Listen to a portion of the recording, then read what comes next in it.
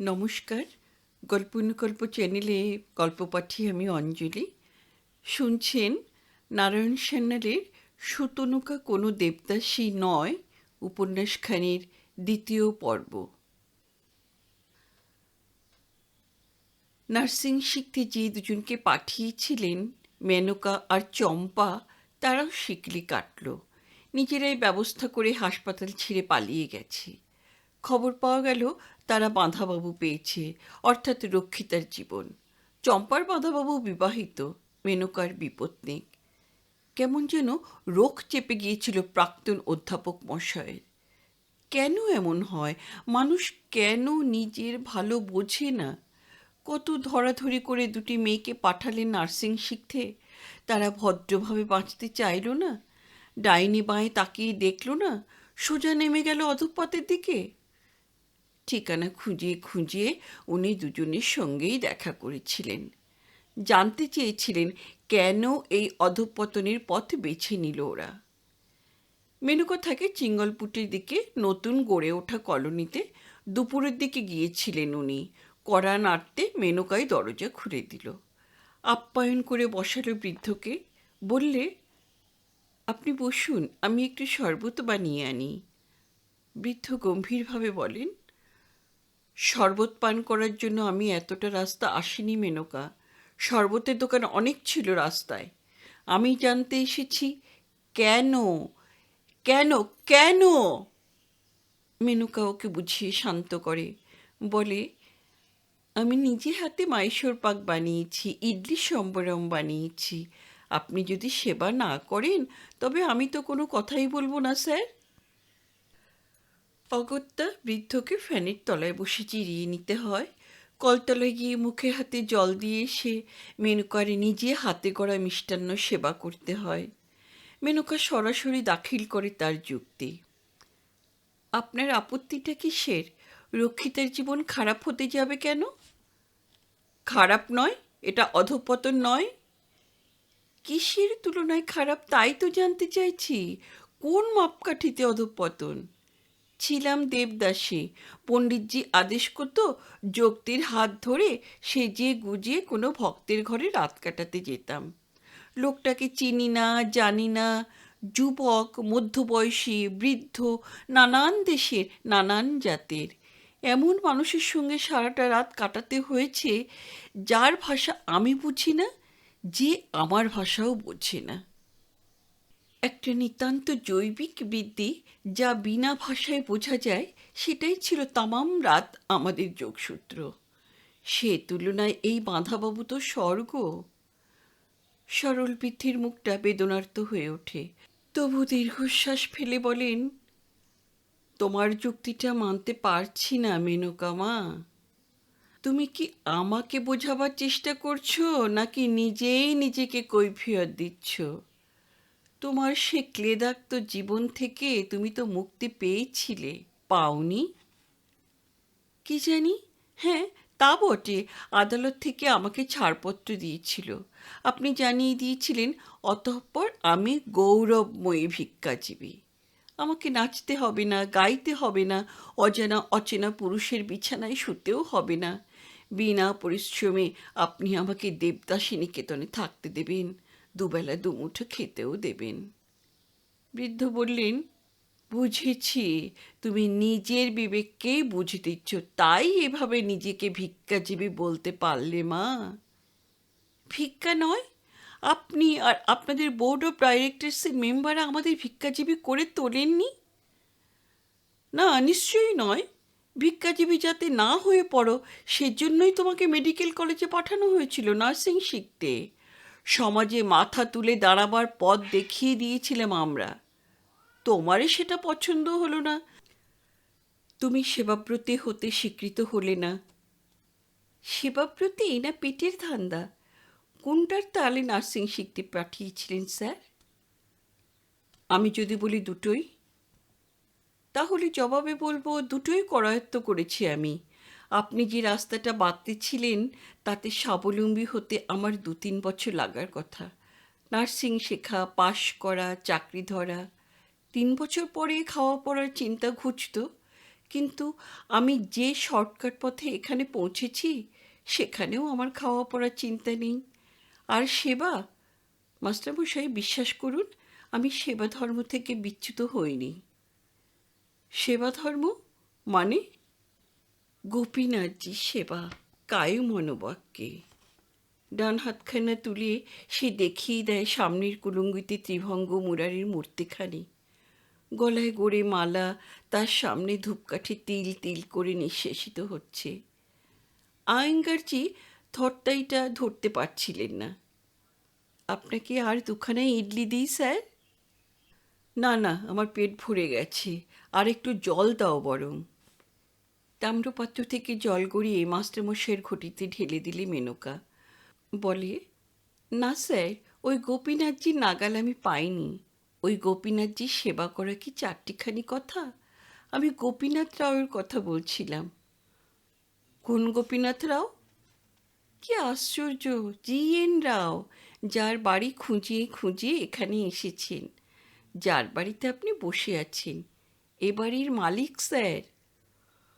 ও, তার সেবা করো, সেই বড়াই করছো? আগে হ্যাঁ স্যার, সেই বড়াই করছি। কারণ আমি যেভাবে তার সেবা করছি, করতে পারছি, তেমনভাবে সেবা করার অধিকার মাদ্রাজে খুব কম মেয়েরই আছে। অতি অল্প সংখ্যক মেয়েই তা পারবে। কিভাবে? মেনকা দৃষ্টিটা নত করল, একটু চিন্তা করল বোধ হয়, তারপরে দ্বিধা দ্বন্দ্ব ছেড়ে ফেলে বলল, ও এখন দপ্তরে গেছে, ওকে আপনি চেনেন না, চিনবেনও না কোনো দিন। ওর কিছু গোপন কথা আপনাকে নিবেদন করছে স্যার, কথাগুলো গোপন রাখবেন। আয়াঙ্গার বাধা দিয়ে বলে ওঠেন, কি দরকার, থাক না। না, থাকবে কেন স্যার? আপনি জানলে এবং গোপন রাখলে তার কোনো ক্ষতি হবে না। গোপীনাথ দুবার বিয়ে করেছে, দুটো বই মারা গেছে। ওর বয়স 42, আমার চেয়ে 18 বছরের বড়। ওর প্রথম পক্ষের স্ত্রী মারা যায় টাইফয়েডে 8 বছর বিবাহিত জীবন কাটিয়ে। দ্বিতীয় স্ত্রী 5 বছর বিবাহিত জীবনান্তে আত্মহত্যা করে, আজ বছর 3। গোপীনাথের 13 বছরের বিবাহিত জীবনে 2 স্ত্রীর ভিতর কারো সন্তান হয়নি। ডাক্তার বলেছে ও নাকি বাবা হতে পারবে না কোনো দিনই, আর সেইটাই ওর দ্বিতীয় স্ত্রীর মৃত্যুর কারণ। লোকটা রোজগার করে ভালোই, দেখুন, ঘরে ফ্যান আছে, রেডিও আছে, খাট পালং লোহার আলমারি সবই আছে, অথচ ভোগ করতে পারে না। ওদের সমাজে কন্যাপণ নেওয়ার রেওয়াজ। ওর কাকা কোথা থেকে সম্বন্ধ ধরে আনলো, 1 কারি টাকা দেবে আর সমস্ত মেয়েকে দেবে তৃতীয় পক্ষের হাতে। মূর্খটা রাজি হলো না। পাত্রীর বাবার কাছে স্বীকার করে বসলো তার লজ্জাকর ইতিহাস, সে সন্তানের বাবা হওয়ার অনুপযুক্ত। বিশ্বাস করতে পারেন মাস্টারমশাই? পাত্রীর বাবা জবাবে বলল, তাতে কি, তোমরা বরং অনাথাশ্রম থেকে একটি বাচ্চাকে নিয়ে এসে মানুষ করো। ঠিকই তো বলেছিলেন। না, ঠিক বলেননি স্যার। তা যদি ঠিক হতো তাহলে ওর দ্বিতীয় স্ত্রী রাধা আত্মঘাতী হতো না। গোপীনাথ বহুবার তার স্ত্রীকে সে কথা বলতে চেয়েছে, কিন্তু সে সম্মত হয়নি। রাধা মা হতে চেয়েছিল, ধার করা সন্তান নয়, গর্ভে ধারণ করা সন্তান। বিশ্বাস করবেন স্যার, গোপীনাথ তারপর স্ত্রীকে বলেছিল, বেশ তো, তাই যদি চাও তবে তাই হোক। আমার বন্ধু বান্ধবদের তো দেখেছ, তোমারও কিছু বন্ধু বান্ধব আছে, বলো কার সন্তান তুমি গর্ভে ধারণ করতে চাও, আমি ব্যবস্থা করে দেব। তারপর অধ্যাপক আয়াঙ্গার প্রশ্ন করেন। রাধা জবাব দেয়নি স্যার। দুরন্ত অভিমানে সে বিছানা ছেড়ে উঠে রান্নাঘরে গিয়ে দরজায় খিল দেয়। অনেক ডাকাডাকিতেও সে দোর খোলেনি। চিৎকার চেঁচামেচিতে প্রতিবেশীরা ছুটে আসে। সবাই মিলে দরজা ভেঙে যখন ওরা ঘরে ঢোকে, তখন রাধা দাউ দাউ করে চলছে আর চিৎকার করছে, বাঁচাও, আমাকে বাঁচাও। আয়াঙ্গার ধীরে ধীরে উঠে গিয়ে মুখ হাত ধুয়ে নিলেন। মেনকা বললে, মাস্টারমশাই, ওর সঙ্গে নিতান্ত ঘটনাচক্রে আমার আলাপ। ওর সব কথা ও আমাকে খুলে বলেছিল। তৃতীয়বার বিবাহ করবার হিম্মত অথবা ইচ্ছে কোনোটাই ওর ছিল না। বাবা হওয়ার ক্ষমতা না থাকলেও স্ত্রীকে তৃপ্তি দেবার ক্ষমতা ওর আছে মাস্টারমশাই। ক্রস কোয়ার্টার্সে গিয়ে সাময়িক সান্ত্বনা পেতে পারত, রুচি হয়নি। এমন একটা অপূর্ণ মানুষকে আমি যদি সান্ত্বনা দিতে পারি আর বিনিময়ে সে যদি আমার ভরণ পোষণের দায়িত্ব নেয়, তাহলে কোথায় আপনার আপত্তি? কেন তাহলে এটা আপনার মতে অধঃপতন? কেন এটা আমার সেবাব্রত নয়? গোপীনাথ তোমাকে বিবাহ করলেই তো আর আপত্তি থাকে না মা। আপনার থাকে না মাস্টারমশাই, কিন্তু ওদের যে তাতেই আপত্তি। আমারও। ওর কাকা খুড়তুতো ভাইয়েরা তেড়ে আসবে তাহলে। যেহেতু সেক্ষেত্রে গোপীনাথের দেহান্ত হলে আমিই হব তার ওয়ারিশ। সে তো তোমাকে ওর সব সম্পত্তি উইল করেও দিতে পারে। না, পারে না মাস্টারমশাই। তার প্রভিডেন্ট ফান্ডে নমিনি করতে পারে শুধু, তার বেশি নয়। ওদের পৈতৃক সম্পত্তির অংশ আমাকে দিতে পারে না। হুঁ, বুঝলাম। আর তোমার আপত্তিটা কিসের? আমার আপত্তি এটাই যে আমি তো ওর সম্পত্তির লোভে ওর ঘরে আসিনি, এসেছি ভালোবেসে একটা অপূর্ণ মানুষকে পূর্ণতার স্বাদ দিতে। আমি দেবদাসী, দেবতার সেবা করাই তো আমার ধর্ম। নিষ্কাম সে সেবা, ফলাকাঙ্ক্ষা বর্জিত। আমি মানুষ গোপীনাথের জন্য আজও মালা গাঁথি, ভোগ রাঁধি। আমি আজও ওর বিছানায় শুই। আমি যে মুখ্য সেবাদাসী, মূর্খ দেবদাসী মাস্টারমশাই। প্রফেসর আয়াঙ্গার বলতে সাহস পেলেন না যে প্রিভেনশনস অফ ডেডিকেশন অ্যাক্ট পাস হয়ে গেছে। ডক্টর মুথুলক্ষ্মী রেড্ডি এখন পদ্মভূষণ। দেবতার কাছে আত্মসমর্পণ আইনত অপরাধ, ধর্মত পাপ। চম্পার ক্ষেত্রে ব্যাপারটা হলো বেশ একটু নাটকীয়। চম্পা যে ভদ্রলোকের রক্ষিতা হয়ে হাসপাতাল ছেড়ে চলে গেছে তার নাম রাজেন্দ্রন এল কান্নাপ্পাম। এগমোর স্টেশন থেকে ট্রেন ধরে তার বাড়িতে যেতে হয়। আয়াঙ্গার তার ঠিকানা সংগ্রহ করে একখানা চিঠি লিখলেন চম্পা মাইকে। শনিবার বেলা 4টে নাগাদ তিনি ওর সঙ্গে দেখা করতে যাবেন। অত দূরে গিয়ে যাতে না দেখতে হয় সদর দরজায় তালা ঝুলছে, বিশেষ শনিবারের বিকেল। আয়াঙ্গার সাহেবের পরনে খেটো ধুতি, উল্টো দিকে পাট করা, গায়ে ফতুয়া, কাঁধে চাদর, কপালে ত্রিপুণ্ডরক চিহ্ন, বগলে ছাতা। খুঁজে খুঁজে যখন পৌঁছলেন তখন সূর্যের তেজ কমে এসেছে। বাঁশবতায় ছাওয়া একটি দোচালা বাড়ি, সামনে এক চিলতে একটা বাগান, তাতে একসার নারকেল গাছ। দরজার কড়া নাড়তে যে ছেলেটি অর্গল উন্মোচন করে দিল, আয়াঙ্গার বুঝতে পারেন সেই হচ্ছে গৃহস্বামী কান্নাপ্পাম। বছর 30-35 বয়স। নিজের বাড়িতেই সেজেগুজে বোধ করি ওর জন্য প্রতীক্ষা করছিল। ওকে দেখেই প্রশ্ন করে, প্রফেসর আয়াঙ্গার? উনি ভালো করে আত্মপরিচয় দেবার আগে পিছন থেকে ছুটে আসে চম্পা।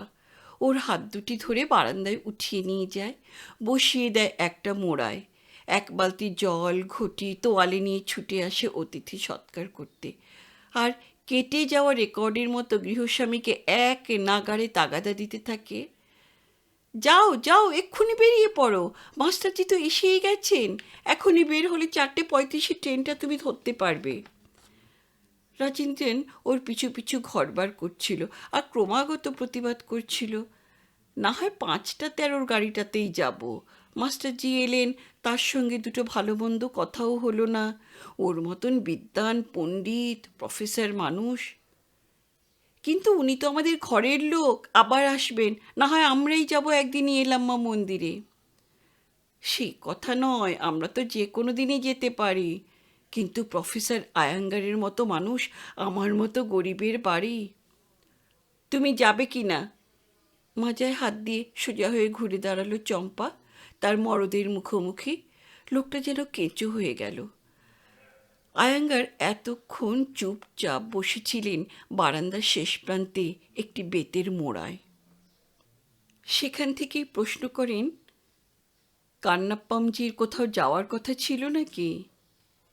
কান্নাপ্পামজি মানে? ও তো আপনার ছেলের বয়সী। জি কিসের? এবার চম্পা তার মাস্টারজির মুখোমুখি, এবং এবার প্রফেসর আয়াঙ্গারই কেঁচো হয়ে যান। চম্পাবাই দুমদুম করে ঢুকে গেল ঘরে। ফিরে এলো মুহূর্তে। তার এক হাতে একটা রেশন ব্যাগ, অপর হাতে একটা অ্যালুমিনিয়ামের কৌটো আর ছাতা। সব কিছু ধরিয়ে দেয় রাজেন্দ্রানের হাতে। বলে, সোমবার 6:18 ট্রেনটা ধরবে, না হলে লেট হয়ে যাবে কিন্তু।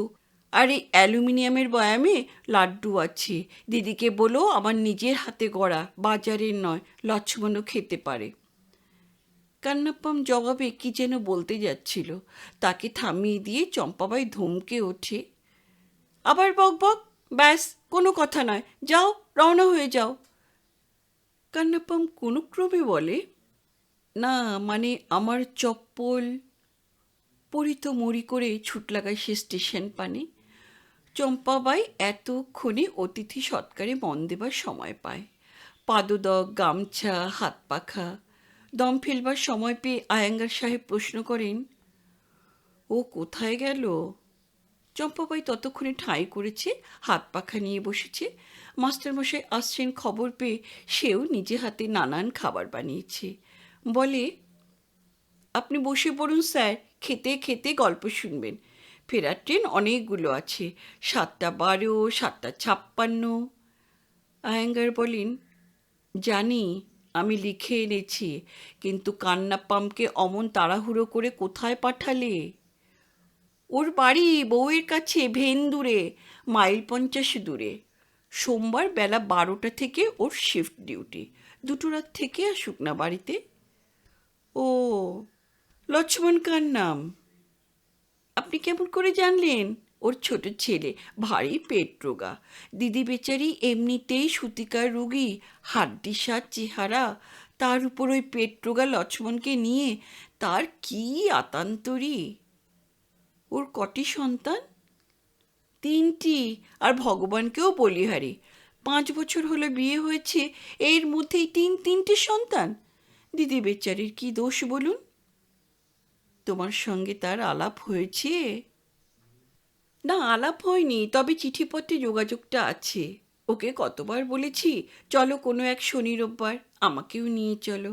ও সাহস পায় না, গ্রাম দেশ তো, ভেন্দুরের মানুষজন জানে না আমার কথা। আমাকে নিয়ে গেলে কি পরিচয় দেবে বলুন? লোকে তো বোঝে না। তা তো বটেই, তা ওর স্ত্রীকে তো এখানে নিয়ে আসতে পারে। আপনি কি যে বলেন না মাস্টার সাহেব, দিদি তো একেবারে শয্যাশায়ী, 3টে বাচ্চাকে নিয়ে একেবারে নাজেহাল। আপনাকে আরেকটু উপমা দিই। বৃদ্ধ ব্যাঘ্র ছম্পনে বাধা দিলেন, এবং চম্পা ব্যাঘ্রিনী ছম্পনে ওর হাতটা সরিয়ে পাতে আরও কিছুটা উপমা ও লাড্ডু ঢেলে দিল। কেন দিলে এত? খেতে পারবো না মা। খুব পারবেন, কতটা পথ যেতে হবে? তারপর মাস্টারমশাই, মন্দিরের কি খবর বলুন? রুক্মিণী, কৃষ্ণা, পুষ্পা, ললিতা, সত্যভামা, মীরা, ওরা সব কেমন আছে? আর হ্যাঁ মাস্টার সাহেব, মেনকাও নাকি হাসপাতাল থেকে ভেগেছে।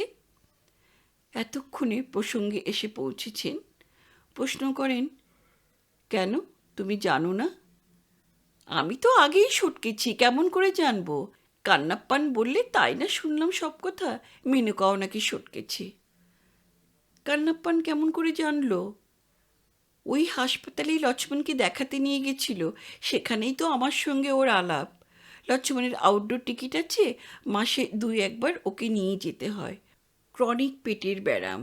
এবার ফিরে এসে বললে, তোমার সঙ্গে আরেকটি যে দেবদাসী হাসপাতালে নার্সিং শিখতে এসেছিল, সেও নাকি হোস্টেল ছেড়ে নিরুদ্দেশ হয়ে গেছে। নিশ্চয়ই সেই রাও সাব। মেনকার সঙ্গে তার খুব গুজুর গুজুর, ফুসুর ফুসুর। আমি তো নিজের চোখেই দেখে এসেছি মাস্টার সাহেব। হ্যাঁ, তুমি ঠিকই আন্দাজ করেছ চম্পা। মেনকা সেই গোপীনাথ রাওয়ের সঙ্গেই থাকে আজকাল।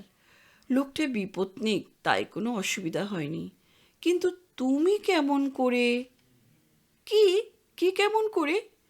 না মানে এই কান্নাপ্পান যে বিবাহিত, তার স্ত্রী আছে। তাই কি? ও, বুঝেছি। কিন্তু ওটাও আপনার ভুল ধারণা মাস্টার সাহেব। আমি ওদের সংসারে ভাঙন ধরাতে আসিনি। ওর বউ আমাকে যে চিঠি লিখেছে, দেখবেন? না থাক, তুমি মুখেই বলো। দিদি বেঁচে গেছে আমি ওর দায়িত্ব নেওয়ায়। প্রাণ ভরে আশীর্বাদ করেছে আমাকে দিদি। ছোট বোন বলে মেনেও নিয়েছি। আশ্চর্য, এমনটা তো হবার কথা নয়। আপনি বুঝছেন না মাস্টার সাহেব, 5 বছরে বেচারি তিনটে বাচ্চা, মাঝে একটা খসেছে। আর কত সয় বলুন, 3টে বাচ্চাই হাড্ডিসার। শেষেরটা তো এক ফোঁটা বুকের দুধও পায়নি। এদিকে কান্নাপ্পাম জোয়ান মরদ। দিদির ভয় ধরেছিল ও আর একটা বিয়ে করে বসবে। ন্যায় তো ধর্ম তো তা সে করতেই পারে, সমাজ বা আইন আদালত ওকে রুখতে পারে না। কান্নাপ্পান সে পথে যায়নি, সে যেতে শুরু করেছিল ওই লালবাতি জ্বালা চাকরাটায়। কিন্তু বেশ্যাপাড়ায় নিত্য যাতায়াত করলে অসুখ বাঁধবে নির্ঘাত। দিদি ওকে বারণও করতে পারে না, আবার যেতেও বলতে পারে না। সে যে কী আতান্তরী! এদিকে ও যদি আর একটা বিয়ে করে এনে এখানে নতুন বউ পোষে, তাহলেও দিদির সর্বনাশ। তিনটে বাচ্চা কাচ্চা নিয়ে ভেসে যেতে হবে যে। খুঁতকুড়ো যেটুকু আছে তার ভাগ বসাবে তার সতীন পোড়া। অধ্যাপক আয়েঙ্গার যা জানতে এসেছিলেন তা জানা হয়ে গেছে। মেনকা ধীর স্থির আর চম্পা মুখরা, তার শিক্ষা দীক্ষাও কম। সে সোজা কথা সহজ করেই বোঝে, মেনকার মতো তার্কিকের ভূমিকায় অবতীর্ণ হতে পারে না। তাই আয়াঙ্গার ওর কাছে এবার জানতে চাইলেন না কেন সে নার্সিং শিক্ষার্থী বৃত্তি ত্যাগ করে উঠে এসেছে এই কান্নাপ্পানের ফুটো চাল ভাঙা ঘরে। তিনি বরং অন্য এক জাতের প্রশ্ন পেশ করলেন, কিন্তু তোমারও তো সন্তানাদি হতে পারে চম্পা মা। আপনি একেবারে ছেলে মানুষ মাস্টার সাহেব, জীবনভর শুধু ছেলে পড়িয়েছেন তো দুনিয়াদারির কিচ্ছু জানেন না। দেবদাসীরা অনেক টুকটাক জানে, শোনেননি? তাদের সহজে ছেলেপিলে হয় না। আরে নেহাত যদি আমার বাচ্চা হয়েই পড়ে, সে তো জারজো। সে কি কোনোদিন লক্ষ্মণের হিস্যার ভাগিদার হতে পারে? তা বটে। যে 4জনকে পাঠিয়েছিলেন গ্রাম্য শিল্প বিভাগের সেক্রেটারি সুপারিশ মতো কোনো এক অবলা আশ্রমে, তাদের মধ্যে তিনজন শিকল কেটে উঠল। ফিরে এলো মাত্র একজন, কাবেরী। খবর পাওয়া গেল মালতী আর কৃষ্ণা সরাসরি গিয়ে নাম লিখিয়েছে মাদ্রাজের লালবাতি জ্বলা চত্বরটায়। বাড়িওয়ালি মাসিরা তাদের অতি সযত্নে বরণ করে ঘরে তুলেছে। বেবুস সে নয়, প্রাক্তন দেবদাসী। সোজা কথা, কি তাদের বাজার দর! নাচতে জানে, গাইতে জানে, জানে পরিশীলিত প্রক্রিয়ায় সেবা যত্ন। কি চাও? ভরতনাট্যম, কথাকলি, কুচিপুড়ি, ফেলো করে মাখো তেল, সব পাবে। করি ফেলবার হিম্মত যদি থাকে তবেই ওই পর্দা ফেলা ঘরের দিকে ঠ্যাংজোড়া বাড়িও বাবা, নচেত ছেঁদেও গিয়ে ওই খেঁদি বুঁচি ধুমসো মাগিদের ঘরে। মালতী, কৃষ্ণা, রুক্মিণী আর কাবেরী, ওদের মধ্যে বয়োজ্যেষ্ঠা রুক্মিণী, সে 30 ছুঁই ছুঁই। সর্বকনিষ্ঠা কাবেরী, তার 17 চলছে। মাথুর সাহেবের ড্রাইভার ইসমাইল তাই যোগাযোগ করেছিল সর্বজ্যেষ্ঠা রুক্মিণীর সঙ্গে। রুক্মিণীর ব্যবস্থাপনায় 2জন ভাগল ইসমাইলের সঙ্গে, মালতী আর কৃষ্ণা। নাম লেখালো বাড়িগুলির খাতায়। সে নিজে কিন্তু গেল না। দুঃসাহসী মেয়েটা একা রওনা হয়ে গেল অতি দূর দেশে। মাদ্রাজ বন্দরে গিয়ে জাহাজে চাপল। তার গন্তব্যস্থল বেলুচিস্তান, ইডেন বন্দর হয়ে। সেখানে নাকি মেয়ের অভাব। শোনো কথা, মেয়ে মানুষের আবার আকাল হয় নাকি? মা ষষ্ঠীর কৃপায় বছর বছর তো মেয়ের দলই আসে মায়ের কোল জুড়ে, গণ্ডায় গণ্ডায়। কিন্তু না, ইসমাইল ভাই বলেছিল তেমনটি নাকি হবার জো নেই বেলুচিস্তানে। খোদাতালার মর্জি অনুসারে সেখানে 2টো মরদ পয়দা হলে একটা ঔরত জন্মায়। কী কাণ্ড! হিসাব জুড়ে দেখো, 20-30 সাল বাদে তামাম মুলুকটার কি হাল হবে। মেয়ের আকাল হবে না? মালতী আর কৃষ্ণা পই পই করে বারণ করেছিল, রুক্মিণীদি এমন কাণ্ড করবেন না, বিদেশ বিভুঁই জায়গা, হয়তো তাদের কথাই বুঝবেন না। অখাদ্য কুখাদ্য খেতে হবে, ঠাকুর দেবতার মন্দির মাথা কুঁটলেও পাবেন না। রুক্মিণী শোনেনি, মেয়েটা চিরকালই ছিল ডাকাবুকো। বলেছিল, আর যাই করি কৃষ্ণা, ঠাকুর দেবতার মন্দিরে কোনোদিন মাথা কুটতে চাইবে না তোদের রুক্মিণীদি। অনেকবার মাথা কুটেছি, হয় লোকটা কালা নয় ঠুঁটো। লোকটা? কোন লোকটা? ওই তোরা যাকে ভগবান বলিস। রুক্মিণী ইসমাইলের হাত ধরে চলে গেল জাহাজ ঘাটার দিকে। যাবার আগে ব্যবস্থা করে গেল মালতী আর কৃষ্ণার। ওরা দুজনে গিয়ে নাম লেখালো প্রস্টিটিউশন প্রফেশনের খাতায়। বংশে বাতি দিতে বাকি থাকলো কাবেরী। রুক্মিণী তাকে ফিরে যেতে বলল ইয়েলাম্মা মন্দিরে। কাবেরী প্রথমটা রাজি হয়নি, বলেছিল, কেন রুক্মিণীদি, আমিও যাই না কৃষ্ণাদিদের সাথে? না, তুই মাস্টার সাহেবের কাছে ফিরে যা, সেখানে দিন 15 অপেক্ষা করিস। আমি কৃষ্ণা আর মালতীকে 2খানা পোস্টকার্ড দিয়েছি, বলেছি তোকে চিঠি দিয়ে জানাতে। ওই বাড়িওয়ালি মাসি লোকটা ওদের কেমনভাবে রেখেছে, কথার খেলাপ করেছে কিনা, সে চিঠি পেলে তুই ওদের জবাব দিস। ইসমাইল গিয়ে তখন তোকে নিয়ে আসবে। হারাধনের শেষ সন্তান কাবেরী বাসে চেপে ফিরে এলো ইয়েলাম্মা মন্দিরে। প্রফেসর আয়াঙ্গার তাকে দেখে তেলে বেগুনে জ্বলে উঠলেন। ইতিমধ্যেই অনাথ আশ্রমের ম্যানেজারের চিঠিতে তিনি জেনেছিলেন যে ওরা আশ্রম ছেড়ে নিরুদ্দেশ হয়ে গেছে। বললেন, তুমি বা ফিরে এলে কেন? বাড়িওয়ালি মাসির খাতায় নাম লেখালেই তো পারতে। তোমরা তোমরা সবাই নেমো খারাম। কাবেরী নতমস্তকে ভৎসনাটা স্বীকার করে হাতটা বাড়িয়ে দিল পদধূলি নিতে। আয়াঙ্গার সম্মুখ বৃত্তিতে ঠ্যাং জোড়া গুটিয়ে নিলেন, বাবু হয়ে বসলেন গদিতে। সোজা হয়ে উঠে বসে বলেন, কি হলো, জবাব দাও। তুমি বা ফিরে এলে কেন? বাড়িওয়ালি মাসি তোমাকে নিতে বুঝি রাজি হয়নি? আয়ত একজোড়া সুরমা আঁকা চোখ মেলে এবার তাকালো, বলল, জি না, আমাকেও এই একই শর্তে তিনি নিতে রাজি ছিলেন। শর্ত? শর্ত আবার কিসের? আলাদা একখানা ঘর পাবো, সিলিং ফ্যান, সপ্তাহে 1 দিন ছুটি, মাসে 48 টাকা বেতন আর 3 আনা কমিশন। 3 আনা কমিশন মানে? মানে মরদ পিছু যা আদায় হবে তা 13 আনা বাড়িওয়ালি মাসির। আর থাক, বুঝেছি। তাহলে তুমি ফিরে এলে যে হঠাৎ? রুক্মিণীদি যে তাই বলল আপনাকে এই চিঠিখানা দিতে, পড়ে দেখুন। আমি এখানে বেশি দিন থাকবো না স্যার, ধরুন দিন 15। কৃষ্ণাদিদের চিঠি পেলেই। কৃষ্ণাদির চিঠি? কি চিঠি? রুক্মিণীদি আপনাকে যে চিঠিখানা লিখেছে সেটা আগে পড়ুন। কাবেরীকে ভিতর বাড়িতে পাঠিয়ে তিনি উঠে গেলেন নিজের ঘরে। রুদ্ধদ্বার কক্ষে বসলেন রুক্মিণীর দীর্ঘ পত্রখানি নিয়ে। 8-10 পৃষ্ঠা দীর্ঘ পত্র, বর্ণাশুদ্ধি অনেক আছে, হাতের লেখা কাঁচা, গুছিয়ে সব কথা হয়তো বলতে পারেনি। কিন্তু অধ্যাপক আয়াঙ্গারের মনে হলো ওই ভুলে ভরা পত্রের আড়ালে দাঁড়িয়ে আছে এক বিদ্রোহিণী। ওদের 4 জনকে নিয়ে যাওয়া হয়েছিল মাদ্রাজ শহরের মাইল 30 উত্তরে সমুদ্রের ধারে একখানি গ্রামে। বিঘে 30-40 জমি নিয়ে গড়ে উঠেছে একটি আশ্রম, নারী কল্যাণ সমিতি, একটি বেসরকারি প্রতিষ্ঠান, জনৈক ধনকুবের প্রতিষ্ঠিত। সেখানে নানান গ্রামীণ শিল্প শেখানোর আয়োজন। কোথাও তাঁত শিল্প চলে, কোথাও চরকায় সুতো কাটা হয়, কোথাও বা নারকোলের ছোবড়া বা নারকোল পাতা দিয়ে গ্রামীণ শিল্পের আয়োজন। দড়ি, পাপোশ, মাদুর, হাত পাখা। দ্বিতল বাড়ির পিছনে পাকশালা ও ডাইনিং হল। মেয়েরা নিজেরাই পালা করে রান্না করে, পরিবেশন করে। ওদের 4 জনকে যেদিন পৌঁছে দিয়ে গেল সেদিন সন্ধ্যায় ডাক পড়েছিল রুক্মিণীর ওই ম্যানেজারের ঘরে। ম্যানেজারের বাড়িটা প্রথমে নজরে পড়েনি, সেটা একটু দূরে, সমুদ্রের মুখোমুখি, বালিয়াড়ির মাথায়। ভদ্রলোক মাঝবয়সী, 40-এর ওপর, 50-এর নিচে।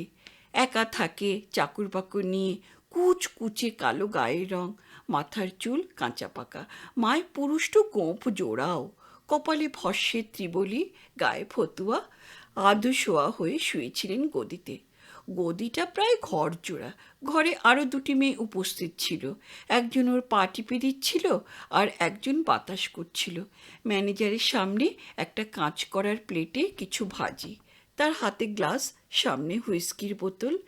যে চাকরটা টর্চ জেলে পথ চিনিয়ে নিয়ে এসেছিল সে পর্দাটা তুলে ধরে তামিল ভাষায় বললে, নিয়ে এসেছি স্যার, একেই তো। ম্যানেজার ঘোলাটে চোখ দুটো তুলে রুক্মিণীকে একবার দেখেই খেঁকিয়ে ওঠেন। শুয়োরের বাচ্চাটার বুদ্ধি দেখো, একে ডেকেছি আমি। কে বললাম তোকে? রুক্মিণী, সেই যে মেয়েটার চিবুকে একটা তিল আছে। বছর 16-17 বয়স, আজ খোঁয়াড়ে ভর্তি হলো। এর বয়স কি 17? হারামজাদা! লোকটা কিছু বলবার আগেই রুক্মিণী বলে, আপনার ভুল হচ্ছে, যার চিবুকে তিল আছে তার নাম রুক্মিণী নয়। তবে তার নাম কি? বরং জেনে রাখুন, যার চিবুকে তিল নেই এবং আজ আপনার খোয়ারে ভর্তি হলো তার নাম রুক্মিণী। আমিই রুক্মিণী। লোকটা ঘোলাটে চোখ দুটি মেলে ওকে আপাদমস্তক একবার দেখে নিল, তারপর এক চুমুক পান করে বাঁ হাতের তেলোতে মুখটা মুছে নিয়ে বলল, ঠিক হ্যায়, তোমাকে দিয়েই চলবে। তেলওয়ালির পাত্তা কাল নেওয়া যাবে। বসো দেখিনি বাপু। রুক্মিণী যখন হোস্টেলে ফিরে এলো, রাত তখন 11টা। সেই চাকরটাই টর্চ জেলে পথ দেখিয়ে পৌঁছে দিল ওকে। কাবেরী ততক্ষণে ঘুমিয়ে পড়েছে। তার বাঁ হাতটায় ঢাকা পড়েছে চিবুকের সেই তিল চিহ্নটা। কিন্তু কৃষ্ণা আর মালতী জেগে অপেক্ষা করছিল। ঘরের অন্যান্য আবাসিকদের কেউ কেউ জেগেছিল, তারা কোনো কৌতূহল দেখালো না। রুক্মিণী গামছা আটপৌরে শাড়ি সায়া নিয়ে বাথরুমের দিকে গেল। মিনিট 15 পরে ফিরে এসে যখন নিজের বিছানায় শুয়ে পড়ল, তখন পাশের বিছানা থেকে কৃষ্ণা ফিসফিস করে জিজ্ঞাসা করে, ম্যানেজার কি একা ছিল ঘরে? না, আরও দুজন ছিল। 3-3টে মিনসে? বলিস কি রে? না, বাকি দুজন মেয়ে ছেলে উপরের ঘরে থাকে, এই হোস্টেলেই। কৃষ্ণা একটু অবাক হয়, এমনটাও হয় নাকি ওর ঠিক ধারণা নেই। ভয়ে ভয়ে প্রশ্ন করে, একের পর এক? না। কৃষ্ণা আর কথা বাড়ায়নি। ইয়েলাম্মা মন্দিরে কোনো অতিথিকে পরিচর্যা করতে একের বেশি দেবদাসী কখনো গেছে বলে শোনেনি। এক ঘরে একটি পুরুষ আর 3-3টি রমণী। কৃষ্ণার কৌতূহল অবশ্য 24 ঘন্টা পরেই নিবৃত্ত হয়েছিল। 2-4 দিনেই বোঝা গেল পরিকল্পনাটা। ম্যানেজারের ব্যবস্থাটি পরিপাটি। লোকটা বিবাহিত, দেশে ঘরে ছেলেপিলেও আছে, দেশে যেতে চায় না। ম্যানেজার হিসেবে যা মাইনে পায় তার 3 গুণ রোজগার করে উপরি। মাদ্রাজ থেকে কাপ্তানবাবুরা আসেন, রাতটা কাটিয়ে যান অতিথিশালায়। আবাসিক মেয়েদের ডাক পড়ে, মাঝে মাঝে গণ্ডগোলও হয়, পুলিশ এনকোয়ারিও হয়। একই কায়দায় ম্যানেজার চাপা দেয় এনকোয়ারিটা। পুলিশ অফিসার ধমক ধমক দিয়ে ফিরে যায়, এবারকারের মতো ছেড়ে দিলাম, এসব বাড়াবাড়ি যেন আর না হয়। ওই এক কাপ্তেন দলের ড্রাইভার ইসমাইলই প্রথম প্রস্তাবটা তুলেছিল রুক্মিণীর কাছে। 4 জনের মধ্যে তাকেই সে দলনেত্রী বলে কি জানি কেন কি করে চিনে নিয়েছিল। তার প্রস্তাবটা সরল, যৌবন কারো চিরদিন থাকে না, এখানে কেন সময় নষ্ট করবে ওরা 4 জন? বেহেস্তের হুরি ওরা। ইসমাইল বাড়িওয়ালি মাসিদের দালাল, এরা চাইলে সে ব্যবস্থা করে দেবে। এখানে ওরা যা করছে তার বেশি কিছু করতে হবে না, কিন্তু এরকম জেলখানার ওয়ার্ডের মতো ব্যবস্থা নয় সেখানে। ওদের রাখা হবে রানীর হালে, 4 জনে 4খানা পৃথক পৃথক কামরা, মাথার উপর সিলিং ফ্যান, গদিয়াটা পালং, আলমারি, ঝুটো মুক্তোর গয়না, হপ্তায় 12 টাকা মজুরি আর 3 আনা কমিশন। ধরো যদি জর্জারি হয়, শরীর খারাপ লাগে, লোক বসাতে না পারে, আপনার 48 টাকা মাস মাইনায় তো হাত পড়বে না। এছাড়া মাসে 4 দিন ছুটি, পিকচারের টিকিট। ও 4টে রোববার লোক বসাতে হবে না? রোববার নয়, বৃহস্পতিবার। রোববার ভিড়টা একটু বেশি হয়। রুক্মিণী বলেছিল, ঠিক আছে, পরের সপ্তাহে জানাবো। বাকি সকলের সঙ্গে পরামর্শ করে দেখি। 7 দিনের মাথায় ইসমাইল এসে হাজির। বহিরাগতদের সঙ্গে দেখা করা এক মহা বখেরার ব্যাপার। ম্যানেজারকে সতর্ক হতেই হয়েছে। খবরের কাগজে বাবুদের তার সবচেয়ে ভয়। পুলিশ পর্যন্ত পোষ মানে, টাকায় অথবা ইয়েতে, কিন্তু ওই কাগজের রিপোর্টারগুলো কাঁচা খেকো দেবতা। সেবার একটা আত্মহত্যার কেস নিয়ে সে কি ঝামেলা। অবশ্য ইসমাইলকে খুব কিছুটা বেগ পেতে হয়নি। মুনিমজি তাকে চেনে মাথুর সাহেবের ড্রাইভার বলে। মাথুর প্রায়ই আসেন বন্ধুবান্ধবদের নিয়ে। মুনিমজি ছাড়পত্র দিলেন ইসমাইলকে। তা বলে তাকে ভিতরে ঢুকতে দিলেন না। একটি ভৃত্যকে স্লিপ দিয়ে ভিতরে পাঠালেন রুক্মিণী দেইকে ডেকে আনতে। রুক্মিণী এসে পৌঁছলে পায়ে পায়ে ওরা বার হয়ে এলো অফিস ঘর ছেড়ে। সামনেই একটা কদম গাছ, আশ্রম চৌহতির ভিতরেই, তার নিচেটা সিমেন্ট দিয়ে বাঁধানো। ওরা গিয়ে বসলো সেখানে। ভূমিকা বাদ দিয়ে ইসমাইল বললে, বলুন বড়দি, কী স্থির করলেন? দুজন রাজি হয়েছে আপাতত। কোন দুজন? বলছি, তুমি বাড়িওয়ালি নাম আর ঠিকানাটা বলো আগে। ইসমাইল তৎক্ষণাৎ বাতলে দিল। রুক্মিণী তার বুকের উপত্যকা থেকে বার করে আনলো একটা লেফাপা। তার গর্ভ থেকে বার করলো একটা নোট বই আর পেন্সিল। নামধাম টুকে নিল সে। ইসমাইল ভয়ে ভয়ে বলল, এর কি কোনো প্রয়োজন ছিল বড়দি? ছিল ছিল। এবার তোমার ড্রাইভিং লাইসেন্সটা বার করো তো ভাই। আকাশ থেকে পড়ল ইসমাইল। মানে, আমার লাইসেন্সের কি দরকার? রুক্মিণী বলে, শোনো ইসমাইল, আপাতত তোমার সঙ্গে যাবে মালতী আর কৃষ্ণা। আমরা দুজন এখানেই থাকব। ধরো যদি ওই দুজনের, মানে মালতী বা কৃষ্ণার ভালো মন্দ কিছু হয়, তখন আমি পুলিশকে কি রিপোর্ট করব? পুলিশ কেমন করে খুঁজে বার করবে তোমাকে? ইসমাইল পাক্কা 10 সেকেন্ড হাঁ করে তাকিয়ে থাকে। তারপর একটা ঢোক গিলে বলল, তাহলে থাক বড়দি, পুলিশ টুলিশ মানে। থাক তাহলে। রুক্মিণী উঠে দাঁড়ায়। ইসমাইল পুনরায় বলে, আচ্ছা বসুন, ভালো মন্দ মানে? রুক্মিণী পুনরায় বসে পড়ে গাছতলায়। বলে, কত রকম হতে পারে। আগামীকালই কাগজে খবর বের হতে পারে, দুটি বেওয়ারিশ মৃতদেহ পাওয়া গেছে পথের ধারে, যাদের বলাৎকার করে হত্যা করা হয়েছে। তখন ইসমাইলের গলকণ্ঠটা বার দিয়ে ওঠানামা করল। ঢোক গিলে বললে, খোদা কসম, সেরকম কোনো বদমতলব আমার নেই। আমি স্রেফ ওদের দুজনকে মাসির বাড়ি পৌঁছে হাত ধুয়ে ফেলবো। মাথা পিছু 100 রুপিয়া কমিশন পাবো আমি। খোদা কসম, আমার এটুকুই স্বার্থ। হতে পারে, কিন্তু তোমাদের বাড়িওয়ালি ওদের আফগানিস্তান কিংবা আরব দেশে মোটা টাকায় পাচার করতে পারে তো? পারে না? না না, মাসির তেমন কোনো ব্যবসা নেই, সে আছে অন্য লোকের। তুমি তো সেই অন্য লোকের হাতে ওদের দুজনকে তুলে দিতে পারো, পারো না? মোট কথা, তোমার লাইসেন্স নাম্বারটা না পেলে আমি রাজি নই। অগত্যা ইসমাইলকে বার করে দিতে হয়েছিল তার ড্রাইভিং লাইসেন্স। রুক্মিণী তার নোটবুকে যাবতীয় তথ্য টুকে নিল। ইসমাইলের পুরো নাম, বর্তমান ও দেশের ঠিকানা, বাপের নাম, লাইসেন্স নাম্বার, কোন অফিস থেকে কবে ইস্যু হয়েছে। ইসমাইল এতক্ষণে প্রশ্ন করে, বড়দি, আপনি আসবেন না? আর ওই ছোটদি? ছোটদি হয়তো যাবে, তবে মাসখানেক পরে। আর আমি যাব না। কেন বড়দি, এই নরকে কেন পড়ে থাকবেন? এদের দুজনের ব্যবস্থা হয়ে যাক, আমি আরও বড় কিছু করতে চাই। সেসব কথা তোমাকে পরে বলবো। ইসমাইল তাতেই রাজি হয়েছিল। দীর্ঘ পত্রের শেষ দিকে রুক্মিণী লিখেছিল, মাস্টার সাহেব, আপনি দেবতা, আপনার সহৃদয়তার কথা আমরা জীবনেও ভুলব না, কিন্তু আপনি আমাদের ভালো করতে পারবেন না। মানে যে ধরনের ভালো আপনি করতে চান, আমাদের সমাজে ফিরিয়ে নেওয়া, আমাদের সিঁথিতে সিঁদুরচূর্ণ আঁকবার আয়োজন, আমাদের সংসারী করে তোলা অথবা স্বাবলম্বী করে তোলা। দুঃখ করবেন না মাস্টার সাহেব, আমাদের একটা না একটা ব্যবস্থা হয়ে যাবেই। আর কিছু না হোক, বোম্বাই, দিল্লি, মাদ্রাজ, কলকাতায় কি ঠাঁই হবে না ওই যে সব এলাকাকে বলে রেড লাইট এরিয়া? নিশ্চয়ই হবে। তবে এই হতভাগিনীদের ছোটোখাটো উপকার আপনি কিছুটা করতে পারবেন।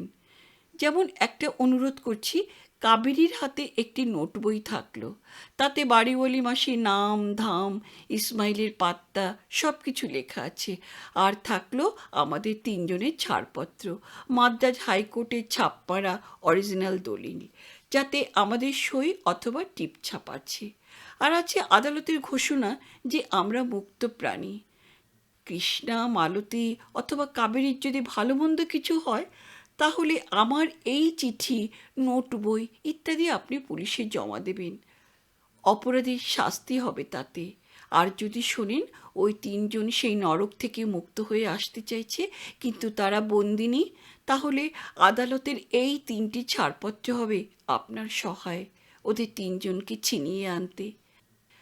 আপনি বয়সের ভারে ক্লান্ত, আমি জানি।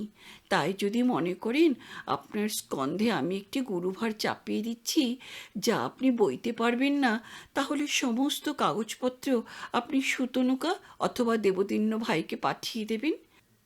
সুতনুকাকে আমি চিনি, সে আমাদের ভুলতে পারে না। দেবদিন্য ভাইকেও আমি চিনি, মরদের মতো মরদ। সে এবার সানন্দে বইতে রাজি হবে। আমার ছাড়পত্রখানা সেখানা পুড়িয়ে ফেললাম মাস্টার সাহেব। আমি যে রাজ্যে যাচ্ছি সেটা মাদ্রাজ হাইকোর্টের এখতিয়ারের বাইরে। বোর্ড অফ ট্রাস্টি সেই রাজনৈতিক উগ্রপন্থী সদস্য জগমোহনজি, যিনি বলেছিলেন ওদের ঘাড় ধরে বার করে দাও, তার শুভেচ্ছাটাও সফল হলো না। আয়াঙ্গার সাহেব যে 7 জনের পুনর্বাসনের আয়োজন করেছিলেন তার বাইরেও ছিল অনেক প্রাক্তন দেবদাসী। তারা দিব্যি আছে, তারা খায় দায় আর পায়ের উপর পা তুলে ডুগডুগি বাজায়, কোনো কাজকামের মধ্যে নেই। আয়াঙ্গার সাহেব তাদের দিয়ে সহজ সাধারণ কাজগুলো করাবে না, মন্দিরের ঝাড়পোঁছ, ভোগ রাগ, আরতি বা সমবেত সঙ্গীত। তিনি চান না ওদের লোকচক্ষুর সামনে উপস্থিত করতে। মন্দিরের সেই কলঙ্কজনক ইতিহাসটা জনসাধারণ যত শীঘ্র ভুলে যায় ততই নাকি মঙ্গল। মন্দির চৌহতির বাইরে ওদের যেতে দেওয়া হয় না। কোনো প্রকাশ্য হুকুম জারি অবশ্য হয়নি। মেয়েগুলো নিজেরাই ভয়ে কেঁচো হয়ে আছে। মন্দির চৌহদ্দির বাইরে পা দেবার সাহসী নেই, যেন খাঁচার পাখি। ফলে ওরা করেটা কি? আয়াঙ্গার সাহেব ব্যবস্থা করেছেন 2-1 বৃদ্ধ মাস্টারমশাই দেবদাসী নিকেতনে এসে ওদের লেখাপড়া শেখানোর চেষ্টা করেন। অধিকাংশেরই অক্ষর পরিচয় নেই, সুতরাং মাস্টার জোগাড় করা কঠিন হলো না। ম্যাট্রিক পাস মাস্টার হলেই যথেষ্ট। শুধু দেখতে হবে বয়সটা যেন বিপদ সীমার এপারে না হয়। 3 মাস্টারমশাই পালা করে ওদের পড়িয়ে যান। এ ব্যবস্থাটায় প্রচণ্ড আপত্তি ছিল জগমোহনজির। এ নাকি ভস্যে ঘি ঢালা, কিন্তু বোর্ড শেষ পর্যন্ত আয়াঙ্গার সাহেবের প্রস্তাবটাই গ্রহণ করেছে। মেয়েগুলোকে স্বয়ম্বর হতে হলে প্রথমেই স্বাক্ষর হতে হবে। কিছুটা নামতা, যোগ বিয়োগ, গুণ ভাগ, 2-4 লাইন পড়তে পারা তো দরকার। কিন্তু লেখাপড়াগুলোর দিকে মেয়েগুলোর আদৌ মন নেই। ওরা তার বদলে চায় গানের মাস্টার, নৃত্য শিক্ষক। ওদের মতে এভাবেই ওরা স্বাবলম্বী হয়ে উঠতে পারবে, উপার্জনক্ষম হয়ে উঠতে পারবে। কিন্তু মন্দির কমিটি এ প্রস্তাবের ঘোরতর বিরোধী। ফলে ওরা না শেখে গান বাজনা, না লেখাপড়া। মাস্টারমশাই 3 জন ঘড়ি ধরে আসেন, যান, মাহিনা আদায় করেন আর নিজেদের মধ্যে গল্পগুজব করেন। ক্রমাগত বন্দি জীবনে একটা বিদ্রোহের ভাব জাগেই। যারা প্রথম দিকে রুদ্ধকারার জীবন মেনে নিয়েছিল তারাই ক্রমশ কাঙাল হয়ে ওঠে এক মুঠো বাতাসের জন্য। ওরা সান্ধ্য প্রসাদানান্তে ছাদে ওঠে, জানলার ধারে এসে বসে। 2-1 দুঃসাহসিনী এগিয়ে এসে যাত্রী দলের কারো কারোর সঙ্গে আলাপ জমানোর চেষ্টাও করে। এন্না সমাচারম। যুবক যাত্রী নিজেকে ধন্য মনে করে, একগাল হেসে বলে, ডোন্ট আন্ডারস্ট্যান্ড তামিল, হিন্দি জানতি কা? জলতরঙ্গে শব্দ ওঠে তন্নি শ্যামার কণ্ঠনালীতে। বেলকুড়ি গাঁথায় বেনি দুলিয়ে বলতে চায় ইংরেজি বা হিন্দি সে জানে না। যাত্রী হাত পা নেড়ে ইঙ্গিতে ওকে পোজ দিয়ে দাঁড়াতে বলে যাতে ফটো নিতে পারে, সরে আসতে বলে পরন্ত কোণে দেখা আলোর ছোপটাতে। হঠাৎ হয়তো নজরে পড়ে কোনো দারোয়ানের, হাঁ হাঁ করে ছুটে আসে সে। দেবদাসীকে তামিল ভাষায় নির্দেশ দেয় ঘরের ভিতর যেতে। যাত্রীকে বলে, ইধার আইয়ে বাবু সাব, উধার জানা মানা হ্যায়। যত বজ্র আটুনি ততই ফসকা গেরো। তাছাড়া যৌবনের ধর্মই ওই। দারোয়ানরাও কিছু ঋষ্যশৃঙ্গ মুনির বংশধর নয়। যাত্রীদলের হিপ পকেটের ভার লাঘব হয়ে ওদের ট্যাঙ্ক ভারী হলে কিংবা দিদিমুড়িদের কিছু মিঠে মিঠে বল শুনলে কোন না দ্বারপালের মন গলে। একদিন একটি মেয়ে হাতে নাতে ধরা পড়ে গেল। সত্যভামা। বোর্ড অব ডাইরেক্টরসের জরুরি সভা বসল, বিচার সভা। এ তো মহা সর্বনাশের কথা। এতদিন যা হয়েছে হয়েছে, কিন্তু এখন এসব অনাচার চলতে দেওয়া চলে না। এই জাতীয় খবর সংবাদপত্রে ছাপা হয়ে যায়, তখন যে মুখ দেখানো দায় হবে। ওরা স্থির করলেন অত্যন্ত কঠোর সাজা দেওয়া দরকার, যাতে ভবিষ্যতে আর কোনো মেয়ে ও পথে পা বাড়াতে সাহস না পায়। জগমোহনজি বললেন, ওই সত্যভামার মাথা মুড়িয়ে ঘোল ঢেলে উল্টো গাধায় চাপিয়ে মন্দির চৌহদ্দি থেকে বার করে দেওয়া হোক। একেবারে খানদানি সাবেকি শাস্তি বিধানের নিদান। রঙ্গনাথন বললেন, না না, মাথা মুড়োনো টুড়োনো কিছু নয়, তাতে পাবলিসিটিটা বাড়বে, রাতারাতি ওকে পাচার করতে হবে। প্রফেসর আয়াঙ্গার বললেন, কিন্তু কোথায়? ওর বাবা মার নাম ঠিকানা লেখা নেই খাতায়। থাকলেও কোনো সুবিধা হবে না, এতদিন পর ওকে নিশ্চয়ই তারা গ্রহণ করবেন না। তারা আগ্রহী হলেও সেখানকার গ্রাম্য সমাজে তাতে রাজি হবে না।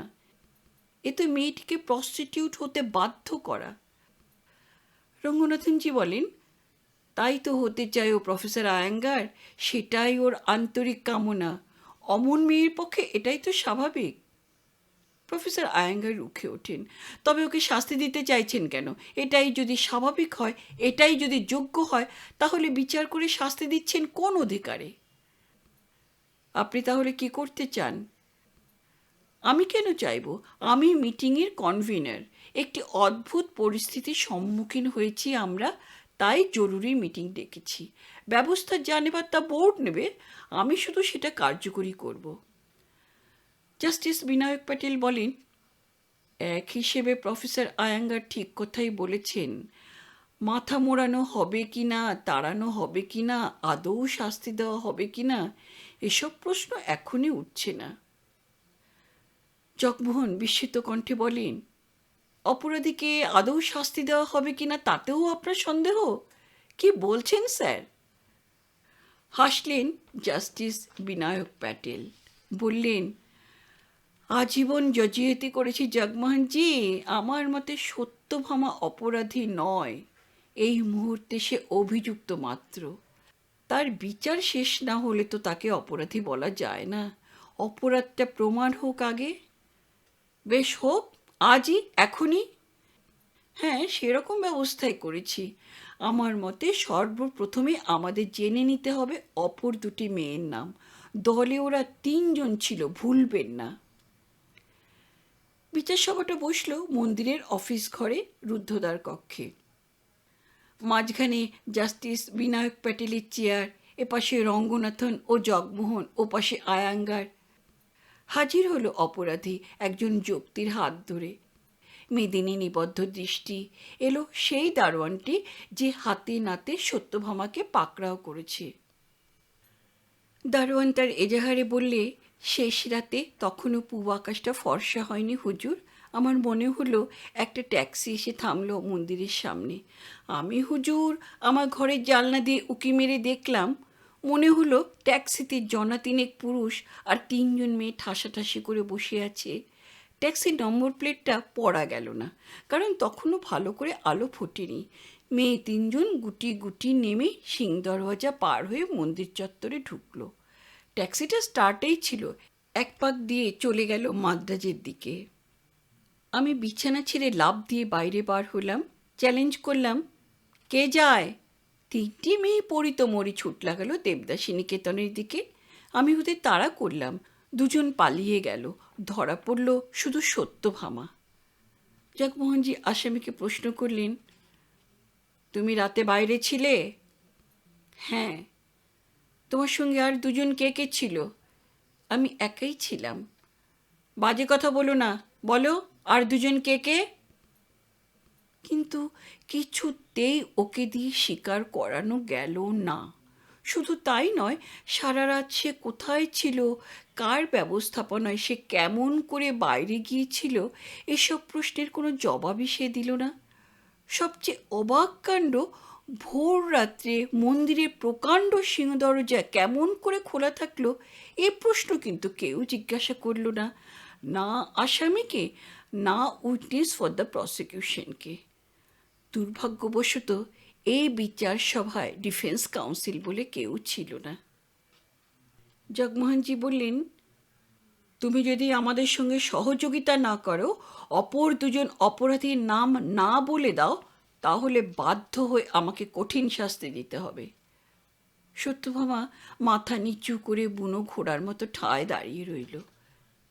কে ওদের দুজনের নাম স্বীকার করবে? আমি একাই গিয়েছিলাম মাদ্রাজে।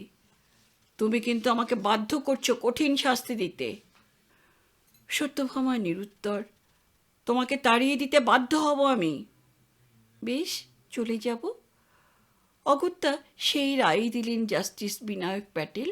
সত্যভামাকে সূর্যাস্তের আগে এই মন্দির চত্বর ছেড়ে চলে যেতে হবে। সে যেখানে যেতে চায় সেখানেই পৌঁছে দেওয়া হবে, তবে তাকে যেতে হবে এক বস্ত্রে। কোথায় যাবে তুমি? কোথাকার রেল টিকিট কেটে দেব? এতক্ষণে মুখ তুলে মেয়েটা কথা বলল। সকলকে এক নজর দেখে নিয়ে বললে, আপনাদের কিছুই করতে হবে না। আপনাদের আদেশ আমি মেনে নিলাম। সন্ধ্যার আগেই আমি মন্দিরের বাইরে গিয়ে বসে থাকব। আমাকে নিতে আসবে ওরা। দাঁতে দাঁত চিপে রঙ্গনাথন বলেন, এভাবে ওকে যেতে দেওয়া চলে না স্যার। মেয়েটা প্রস্টিটিউট হয়ে যাওয়ার হুমকি দিচ্ছে। আমরা জেনে শুনে যদি ওকে যেতে দিই, তাহলে খবরের কাগজে। তাহলে কি করতে চান আপনারা? জগমোহন বলেন, সহস্রাক্ষর আমলে একটা শুদ্ধিকক্ষ ছিল না, মানে সলিটারি প্রিজন? আপাতত সেখানে ওকে পাঠানো হোক। যতক্ষণ না ওই হারামজাদি আর দুটি মেয়ের নাম বলে দিতে রাজি হয়, ততক্ষণও ওখানেই পড়ে থাক, অনাহারে নিরম্ব উপবাস। দেখা গেল এ প্রস্তাবে সকলেই একমত। অগত্যা সেই হুকুমে বহাল থাকলো বিতাড়ন নয়, আপাতত সলিটারি প্রিজন, অনির্দিষ্টকাল অনাহার। রুদ্ধতার কক্ষে বিচার সভার অবসান হলো। যক্তিকে ডেকে বলা হলো শুদ্ধিকক্ষে নিয়ে যেতে। কিন্তু দ্বার খুলে দেওয়া মাত্র ঘটল আর একটা ঘটনা। খাজাঞ্চিবাবু এগিয়ে এসে বললেন, কোর্টের পেয়াদা এসে বসে আছে অনেকক্ষণ, তাকে কি ভিতরে পাঠিয়ে দেওয়া হবে? কোর্টের পেয়াদা? কি চায় সে? কাকে চায়? আজ্ঞে আপনাদের সবাইকেই। লোকটা অনুমতির অপেক্ষা না করে খোলা দরজা দেখে ভিতরে চলে এলো। জাস্টিস বিনায়ক প্যাটেলকে শনাক্ত করার প্রয়োজনই হলো না। লোকটা তারই অধীনে 10-20 বছর চাকরি করেছে। তার আদেশনামায় এতকাল সার্ভ করে এসেছে। লম্বা সেলাম করে খাতাখানা বাড়িয়ে ধরল। মাদ্রাজ কোর্টের আদেশনামা আনুষ্ঠানিকভাবে সার্ভ করা হলো ইয়েলাম্মা মন্দিরের বোর্ড অব ডাইরেক্টরসদের প্রতিটি সদস্যকে পৃথকভাবে। দেখা গেল শহরের কয়েকজন বিশিষ্ট ব্যক্তি অভিযোগ এনেছেন যে ইয়েলাম্মা মন্দিরের বোর্ড অব ডাইরেক্টরস প্রাক্তন দেবদাসীদের ব্যক্তি স্বাধীনতায় হস্তক্ষেপ করছেন। কাগজগুলি সই করে নিতে হলো। জাস্টিস প্যাটেল কেমন যেন অপমানিত বোধ করলেন নিজেকে, কিন্তু উপায় নেই। যে আদেশটা এই মাত্র জারি করেছেন সেটা খারিজ করতে হবে। হঠাৎ নজরে পড়ল নোটিশ সার্ভারের পেছনে ঘাপটি মেরে যে লোকটা দাঁড়িয়ে আছে সে হচ্ছে গণেশন। ওরই আদালতে প্র্যাকটিস করত। উনি আদালত ছেড়ে এসেছেন, কিন্তু লোকটা আজও ওখানেই ওকালতি করছে। জাস্টিস গলা বাড়িয়ে বলেন, কে? গণেশন না? বাধ্য হয়ে লোকটা এগিয়ে অভিবাদন করল। তুমি না সহস্রাক্ষের অ্যাটর্নি ছিলে? আগে হ্যাঁ, আপনার তো সবই জানা আছে হুজুর। জাস্টিস প্যাটেল ব্যঙ্গ করে বলে ওঠেন, না না, সবটা আর জানি কই। তুমি যে এখনো দেবদাসী মহলে ঘুরঘুর করছো, এ খবরটা তো এই মাত্র জানলাম ভাই। যাতে উকিল মুখে মুখে জবাব তার ওষ্ঠাগ্রে। লোকটা এবার আদালতের কায়দায় বাও করে বলল, এ বান্দা তো হুজুর চিরটাকাল আপনার পদাঙ্ক অনুসরণ করেই চলেছে স্যার। মহাজনগত যেন সপন্থা মিলর্ড। তৎক্ষণাৎ আত্মসম্বরণ করলেন জাস্টিস বিনায়ক প্যাটেল। লোকটা সহস্রাক্ষের অ্যাটর্নি ছিল। কতদূর কি জানে কে জানে, খাতাপত্র নিশ্চয়ই ঘেঁটেছে, ফলে মন্দির তহবিলে তার এককালীন দানটার কথা নিশ্চয়ই জানে। হয়তো একথাও জানে যে তিনি এই মন্দিরে বছর বছর সমবেত হতেন উৎসর্গ উৎসবে সক্রিয় অংশ নিতে, এবং একবার মাথা ফাটিয়ে পালিয়ে বাঁচেন। গণেশ বিলক্ষণ দোকান কাটা এবার সপ্রতিভভাবে এগিয়ে এসে সত্যভামাকে বলল, এনকোয়ারির সময় সীতা আর শর্মার নাম বলে দাওনি তো? সত্যভামা সলজ্জে মাথা নেড়ে বলে, কি না, তাই কি পারি? আপনি বারণ করে দিলেন যে। বাঁচালে, না হলে ওদের দুজনকেও এরা কঠিন শাস্তি দিতেন, solitary imprisonment without food. Professor Ayyangar বলেন, মিস্টার গণেশন, এবার আপনি বাইরে যান। আশা করি কোর্ট অফিসারের কাজ শেষ হয়েছে। নোটিশ সার্ভার তৎক্ষণাৎ লম্বা সেলাম করে কক্ষ ত্যাগ করে। গণেশনও এগিয়ে যায় তার পিছু পিছু, শুধু চৌকাঠের উপর দাঁড়িয়ে পিছন ফিরে সত্যভামাকে উদ্দেশ্য করে বলে, রাত 8টার সময় ট্যাক্সি নিয়ে আসবো, তৈরি থেকো, আর ওদের দুজনকেও তৈরি থাকতে বলো, ওই সীতা আর সরমাকে। সীতা, সরমা, সত্যভামা, কৃষ্ণা, কাবেরী, রুক্মিণী, মালতী, চম্পা, মেনকা, লক্ষ্মী ইত্যাদি প্রভৃতি। সকলের কথা সুতনুকা জানে না, তবে এটুকু জানে অধিকাংশই এসে নাম লিখিয়েছে মাদ্রাজের লালবাতি জ্বলা চাকলাটায়। বেশ একটা ব্যবসায়ী করে উঠল। দিল্লি, কলকাতা, বোম্বাই লালবাতি জ্বলা চাকলা কোন শহরে নেই?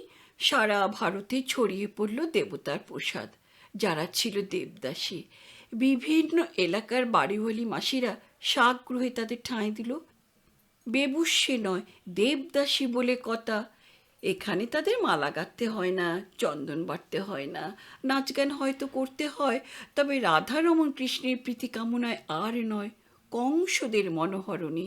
সাঁঝের বেলা সে একইভাবে চোখে সুরমাও টানতে হয়, মাথায় জড়িয়ে নিতে হয় জুঁয়ের মালা, রাত্রে বিছানায় চিত হয়ে শুতেও হয়।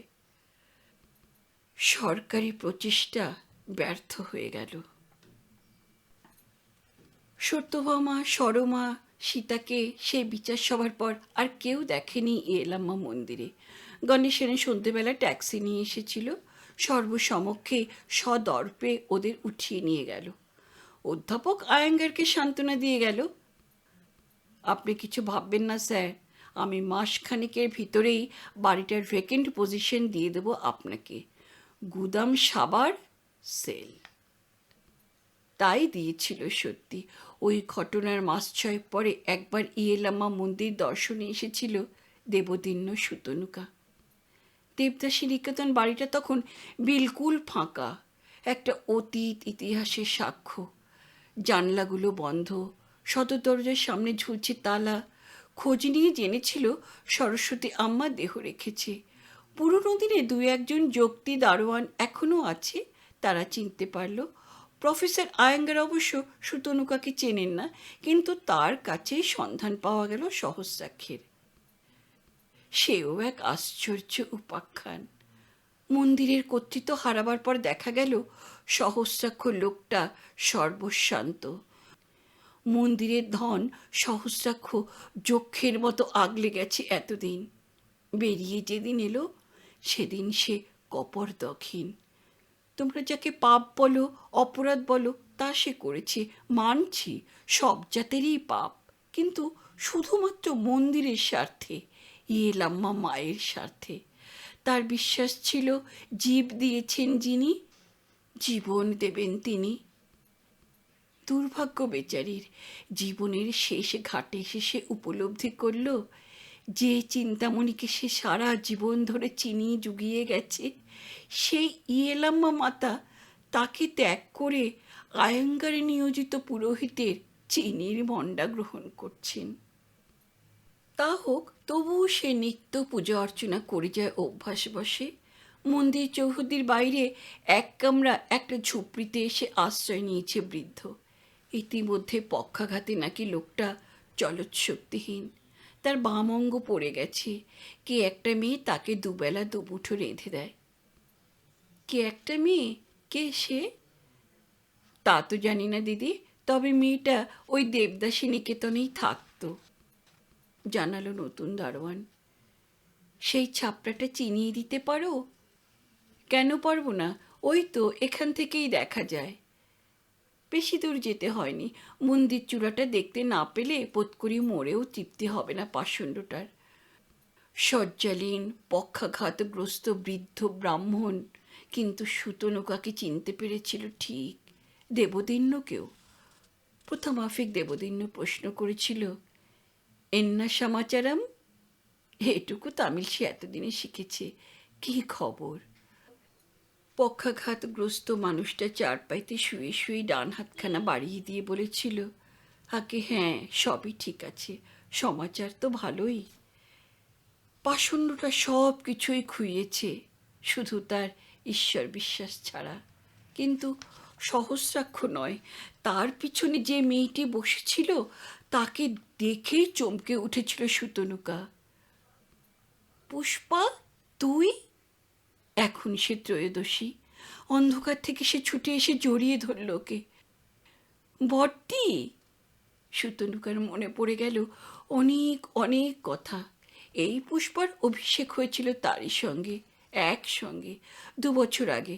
গণেশনের ঘর থেকে বার হয়ে তাকে হাসপাতালে যেতে হয়েছিল স্টিচ নিতে। আশ্চর্য, সবাই যখন বিদায় হলো মন্দির থেকে নানান লোভে পড়ে শাড়ি গহনা সর্বাঙ্গ সোনায় মুড়ে দেবার গল্প, তখন ওই এক ফোঁটা মেয়েটা রুখে দাঁড়িয়েছিল। না, সে যাবে না দেবদাসী নিকেতন ছেড়ে। কিন্তু শেষমেশ তাকেও যেতে হলো। তবে মন্দির ছেড়ে বেশি দূরে সে গেল না। সে এসে উঠল এই সহস্রাক্ষের ছাপড়ায়। কেউ কোনো প্রলোভন দেখিয়ে তাকে ঠাঁই নাড়া করতে পারেনি। সুতনুকা জনান থেকে জানতে চেয়েছিল, তোদের চলে কি করে? মাস্টার সাহেব ব্যবস্থা করে দিয়েছেন, মন্দিরের গরুগুলোর দেখভাল করি, জাবনা মেখে দিই, গোবর তুলে ঘুঁটে দিই, দুধ দুই, গোয়াল সাফা রাখি, আর পাকশালা থেকে দুজনের মতো প্রসাদ নিয়ে আসি। মাস্টার সাহেব কে? ওই যে আয়াঙ্গার সাপ। আগে একটা মন্দির কমিটি ছিল, এখন নেই, এখন উনিই সর্বেসর্বা। অ্যাডমিনিস্ট্রেটর না কি যেন বলে ওরা, তবে লোক খুব ভালো। দেবদিন্য বলে, কিন্তু সহস্রাক্ষে দেহান্ত হলে তুমি তো আবার ভেসে যাবে পুষ্পা। যাব না বড়দা, মাস্টার সাহেব আমাকে বলে রেখেছে, পুষ্পা, এই মন্দিরের দরজা তোর জন্য সব সময় খোলা থাকবে, যখনই তুই চাইবি এসে আশ্রয় নিবি। আমি বেঁচে থাকি আর না থাকি, আমি সেই মতো খাতাপত্রে নির্দেশ রেখে যাচ্ছি। শালপাতায় করে সামান্য প্রসাদ নিয়ে এসে দিল ওদের দুজনকে। বললে, আমার ঘরে তো আর কিছু নেই দিদি। দেবদিন্য বললে, না না, এসব কেন, তোমাদের খাবারটুকুই ধরে দিয়েছ নিশ্চয়ই। সহস্রাক্ষ ক্ষীণকণ্ঠে বলে, তা দিলেও তোমরা আপত্তি করো না, তোমরা অতিথি, তাছাড়া মন্দিরের প্রসাদ। অগত্যা সামান্য কিছু মুখে দিতে হলো। দুরন্ত কৌতূহল হয়েছিল সুতনুকার, কেন এই সিদ্ধান্ত? মুক্তি পেয়েও কেন ওই এক ফোঁটা মেয়েটা পড়ে আছে এই নক্ষদন্তহীন পাষণ্ডটার কাছে? সুতনুকা ওর হাত ধরে আড়ালে উঠে এলো, জানতে চাইল কারণটা। মেয়েটা আর 5জনকে কি বলেছে সুতনুকা জানে না, নিজের মনকে সে কি বুঝিয়েছে তাও জানা নেই, কিন্তু সুতনুকার কানে কানে সেই মেয়েটি বলেছিল, আসল কারণটা তোমাকে চুপি চুপি বলছি বড়দি, ওই জিনিসটাকে আমি বড্ড ডরাই। কেমন যেন আতঙ্ক ধরে গেছে সেই প্রথম দিন থেকেই। যেখানেই যাই, যার কাছেই যাই, যার কাছেই আশ্রয় চাই, কেউ তো ছেড়ে কথা বলে না। পণ্ডিতজির 75 চলছে, সে অথর্ব, তার এক অঙ্গ পড়ে গেছে। এই আমার মনের মতো নাগর বড়দি, বুঝলে না? বয়সও তো বড় কম হলো না, আর কত সয় বলো? তা বটে, জীবনের সুদীর্ঘ 13টি বছর পাড়ি দিয়ে ত্রয়োদশী পুষ্পা তার দুনিয়াদারির পালা সাঙ্গ করেছে। হরি দিন তো গেল, সন্ধ্যা হলো, পার করো আমারে। সোজা কথা, 7 কম 1 20 বয়স হলো যে, আর কত সয় বলো। দেবদিন্য এখন দিল্লির বাসিন্দা, বোম্বাইয়ের চাকরিটা ছেড়ে দিয়েছে রাজধানীতে আর একটি সংবাদপত্রে আরও ভালো চাকরির অফার পেয়ে। মাঝে মাঝে তাকে ট্যুরে যেতে হয়, দেশ বিদেশে ঘুরতে হয়। মাদ্রাজেও এসেছে কয়েকবার, সুতনুকার সঙ্গে দেখা করে গেছে, উপহার এনে দিয়েছে তার খোকনের। দেখা হয়েছে এ চার্চের সাক্ষাৎ কক্ষে। সুতনুকা বিবাহে রাজি না হওয়া পর্যন্ত ঘনিষ্ঠ সাক্ষাতে সে সম্মত নয়। দেবদিন্য এখনও বুঝে উঠতে পারে না কেন সুতনুকা আজও মন স্থির করে উঠতে পারছে না। বরং বলা উচিত এমন কি ঘটেছে যাতে সুতনুকার নতুন করে মন স্থির করবার প্রশ্ন উঠছে। সুদেব নামটা পর্যন্ত সে স্বীকার করে নিয়েছিল। বোধ করি সুতনুকা ভাবছে খোকনের পিতৃত্বের দায় তার স্কন্ধে চাপানোটা ঠিক হবে না। কেন? সুদেব জারজ বলে? কিন্তু কিন্তু দেবদিন্য নিজেই তো। না, সে নিজে নয়, সে জারজ নয়। এতদিনে দেবদিন্য সেটা জেনে গেছে। সে এক অদ্ভুত অভিজ্ঞতা, সুকে এখনও সব জানানো হয়নি। একদিন সে সংবাদপত্রের অফিসে বসে কাজ করছে দিল্লিতে, হঠাৎ টেলিফোন বেজে উঠল।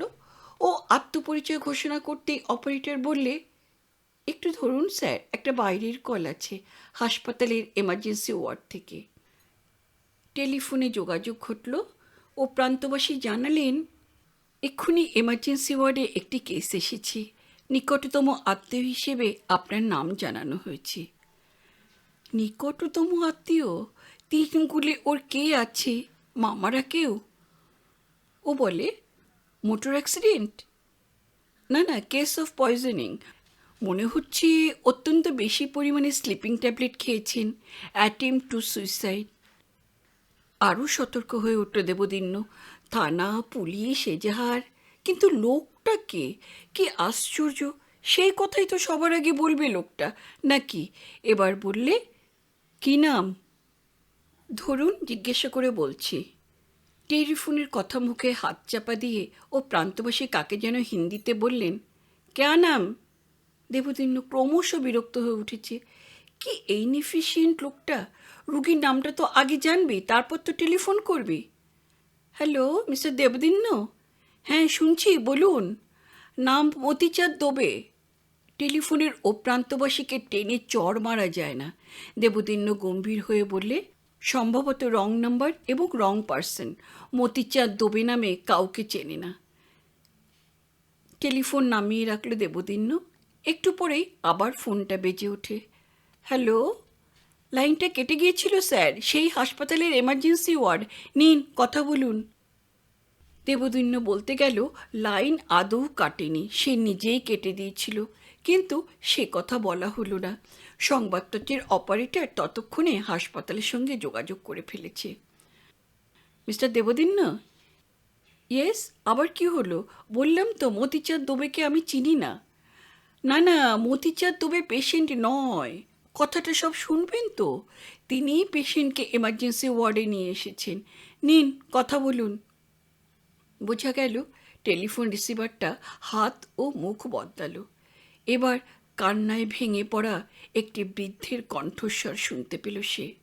লোকটা দেহাতে হিন্দিতে বলল, বাবুজি, আপনি আমাকে চেনেন না, কিন্তু কিন্তু আমি আপনাকে চিনি। আপনি আমার মনিবের। কাঁ কাহো, আপ তো হ্যাঁ দেবদিন্না জি। এবারও লাইনটা কেটে দিল না বৃদ্ধের কান্নায় ভেঙে পড়া কণ্ঠস্বরে। বললে, कहिए, क्या समाचार दोबे जी? मैं नौकर हूँ साहब, मुझको दोबे जी मत कहिए साहब। तो ठीक है, कहो क्या हुआ? লোকটা বললে, তার মনিব কাল রাত্রে দেবদিন্যর নামে একখানা চিঠি লিখেছেন। চিঠিখানা ওর জেবে আছে, সে কাউকে এখনো দেখায়নি। চিঠি লিখে ওর সাহেব 1 মুঠো ঘুমের ওষুধ খেয়ে আত্মনাশ করতে চেয়েছেন। বিস্মিত দেবদিন্যকে অতঃপর প্রশ্ন করতে হলো, কি নাম তোমার মনিবের? জি হুজুর, ওর নাম তো রিটায়ার্ড জাস্টিস বিনায়ক প্যাটেল।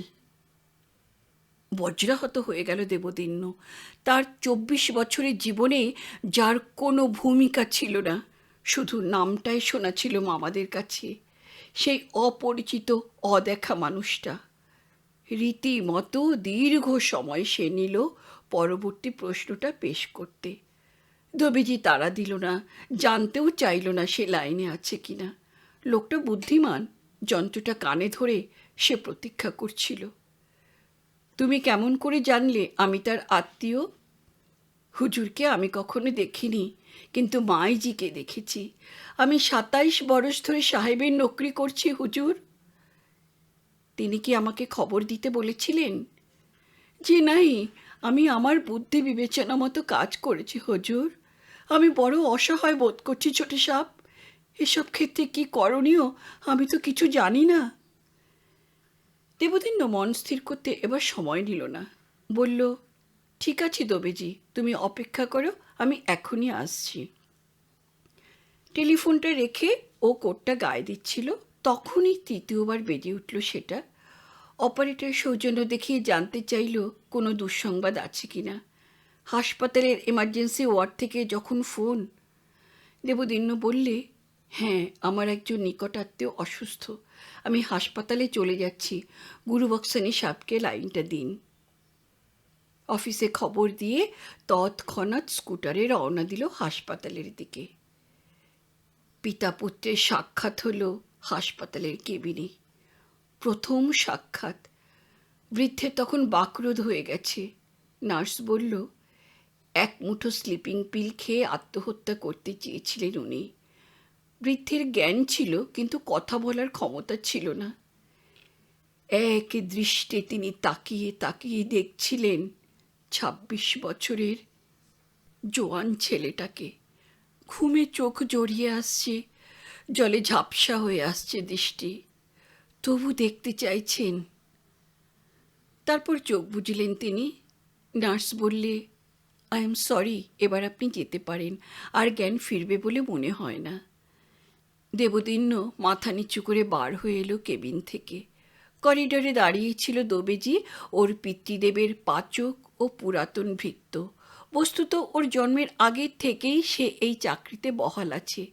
কেঁদে কেঁদে লোকটার চোখ দুটো জবা ফুলের মতো লাল।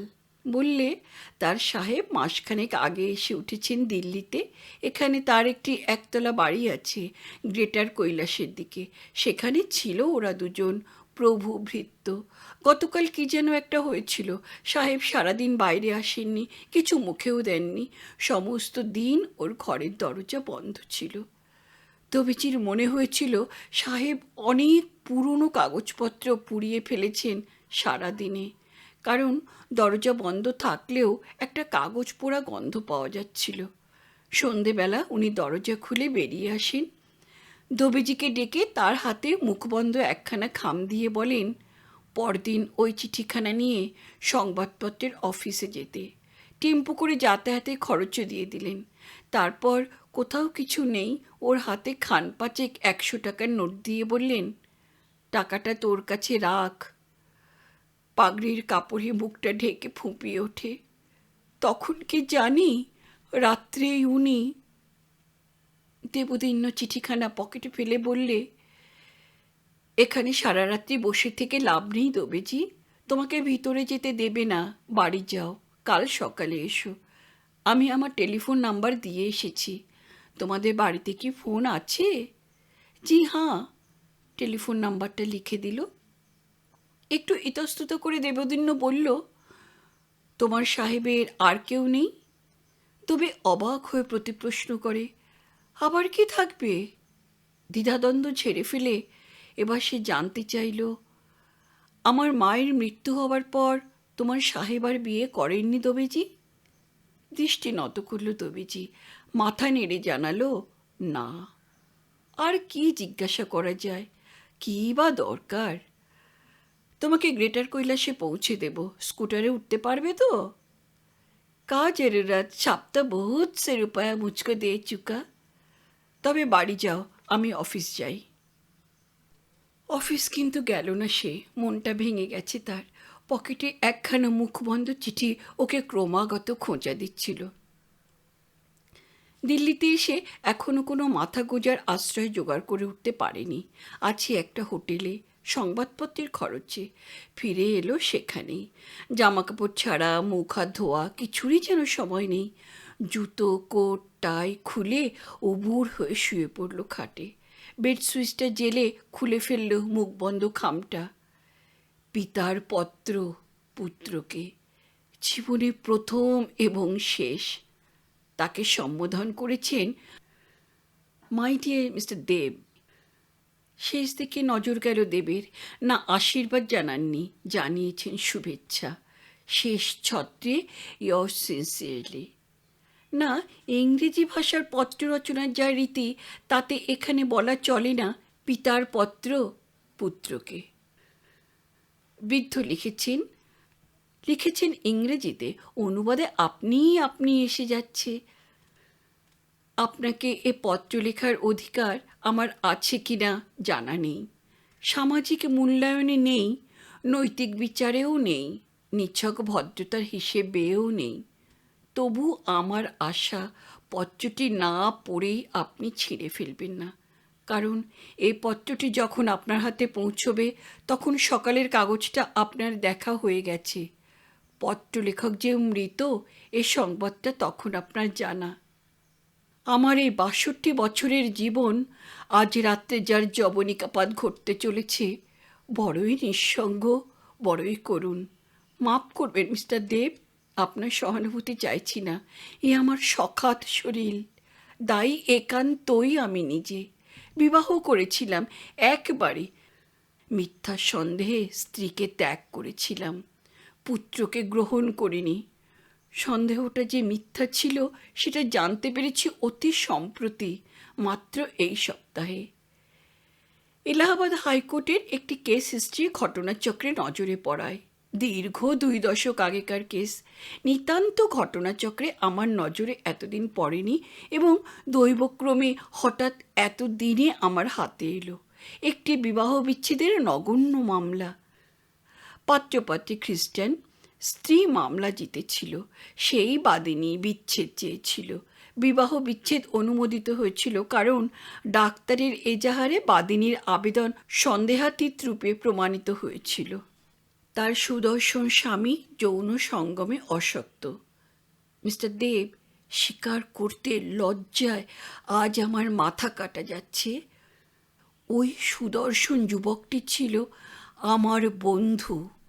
আমার ভ্রান্ত ধারণা হয়েছিল ওই ছেলেটি ছিল আমার স্ত্রীর গর্ভের সেই না দেখা সন্তানের জনক। মৃতা স্ত্রীর কাছে ক্ষমা চাইবার সুযোগ আমার নেই। হয়তো রাত্রি শেষে সে সুযোগ পাব। তার সন্তানের কাছেও মার্জনা ভিক্ষার অধিকার আমার নেই। প্রশ্ন হবে, তাহলে কেন এই চিঠি লিখছি একটা অনুরোধ জানাতে। এ দুনিয়ায় আমার কেউই নেই, তাই উইল করে আমার যাবতীয় সম্পত্তি দিয়ে গেলাম আমারই একমাত্র পুত্রকে। উইলের এক কপি আছে আমার ব্যাংক লকারে, আর এক কপি আজ ইনশিওর্ড পার্সেলে পাঠালাম আমার অ্যাটর্নিকে। যদি আমার পুত্র আমাকে ক্ষমা না করেন, এই দান গ্রহণ না করেন, তাহলে সমস্ত সম্পত্তিটাই দেবোত্তর হয়ে যাবে। উইলে সে কথাও বলা হয়েছে। আমার শুভেচ্ছা রইল। ইতি ইয়োর্স সিনসিয়ারলি। বৃদ্ধ জানতেন না তার প্রায়শ্চিত্ত আরও বাকি ছিল। জমি মানুষই টানাটানির পর মানুষই জিতল। হাসপাতাল থেকে আবার ফিরে এলেন তিনি সংসারের আবর্তে। শুধু জীবন নয়, পেলেন সন্তানকে, তার ক্ষমা সুন্দর সান্নিধ্য। দেবদিন্য এখন তার বাবার সংসারে থাকে ৩ কামরার বাড়ি। হয়তো সম্প্রসারণ করতে হবে অচিরে, কারণ এখন সংসারে মাত্র ৩টি প্রাণী, পিতা, পুত্র ও পুরাতন ভৃত্য। কিন্তু শোনা গেল দেবদিন্য একটি মেয়েকে ভালোবাসে, পছন্দ করেই রেখেছে। নাম পরিচয় এখনো জানায়নি, কিন্তু তাতে ক্ষতি নেই। জাস্টিস বিনায়ক প্যাটেল কোনো রকম হস্তক্ষেপ করবেন না। পুত্রের পছন্দ মতো পুত্রবধূকে বরণ করে ঘরে তুলবেন। যে পুত্রের জীবনে প্রথম ২৬টা বছরে পিতার কোনো ভূমিকাই ছিল না, সেখানে আজ হঠাৎ তার মতামতের প্রশ্নই ওঠে না।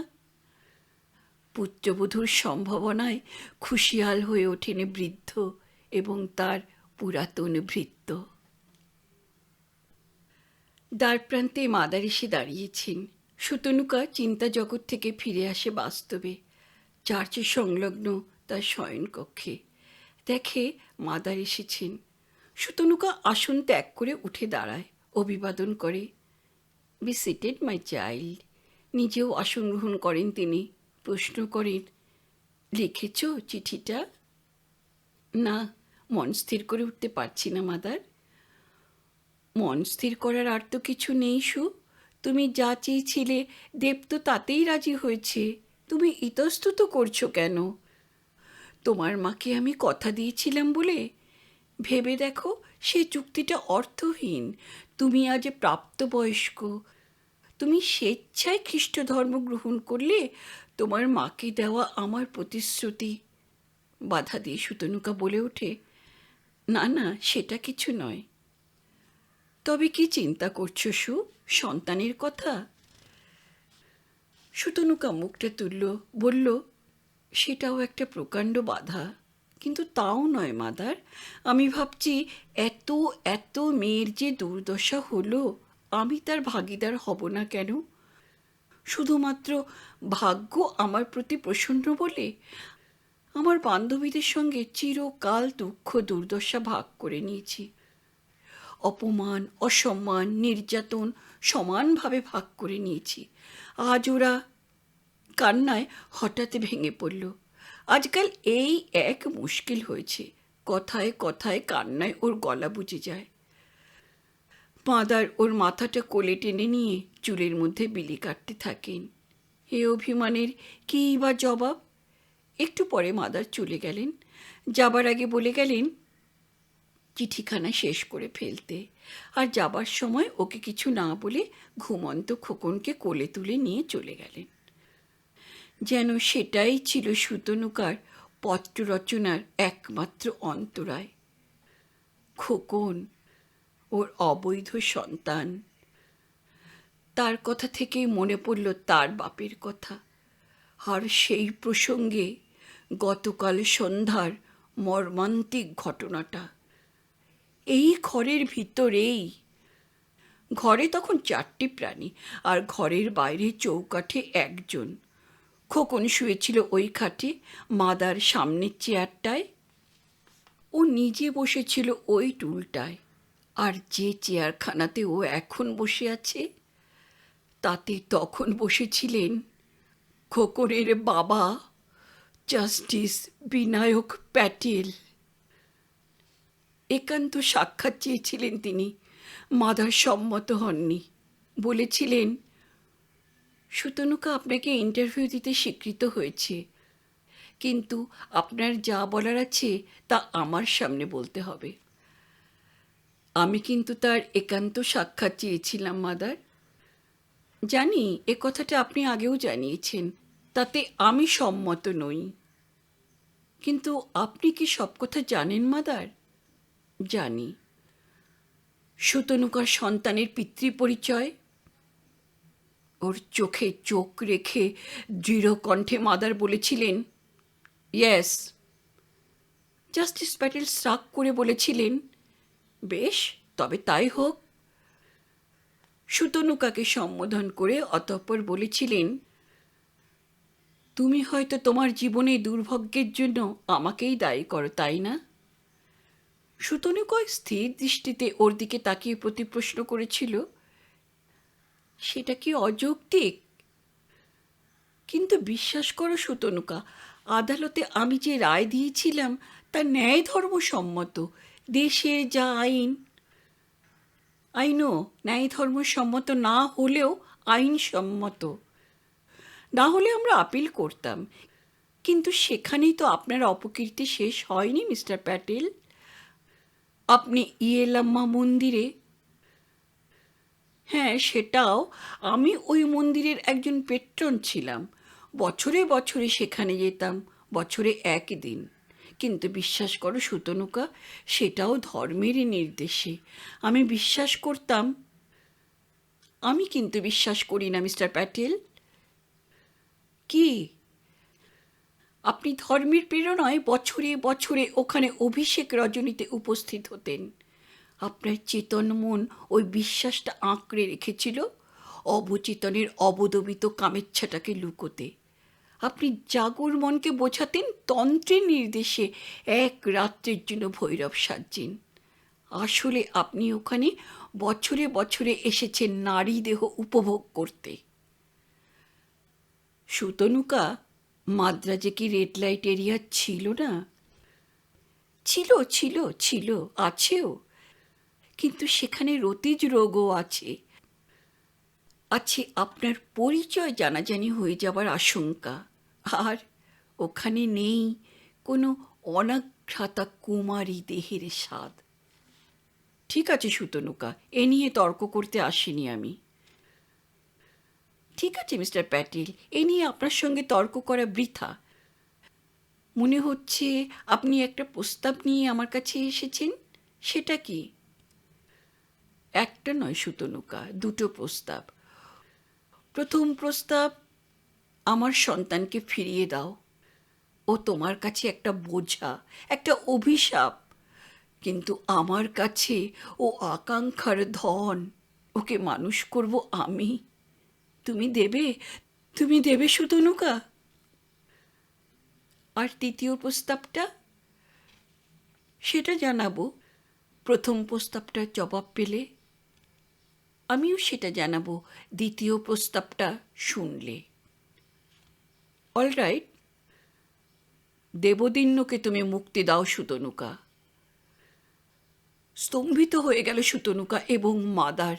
উঠে দাঁড়ালেন আসন ছেড়ে নিজের অজান্তেই।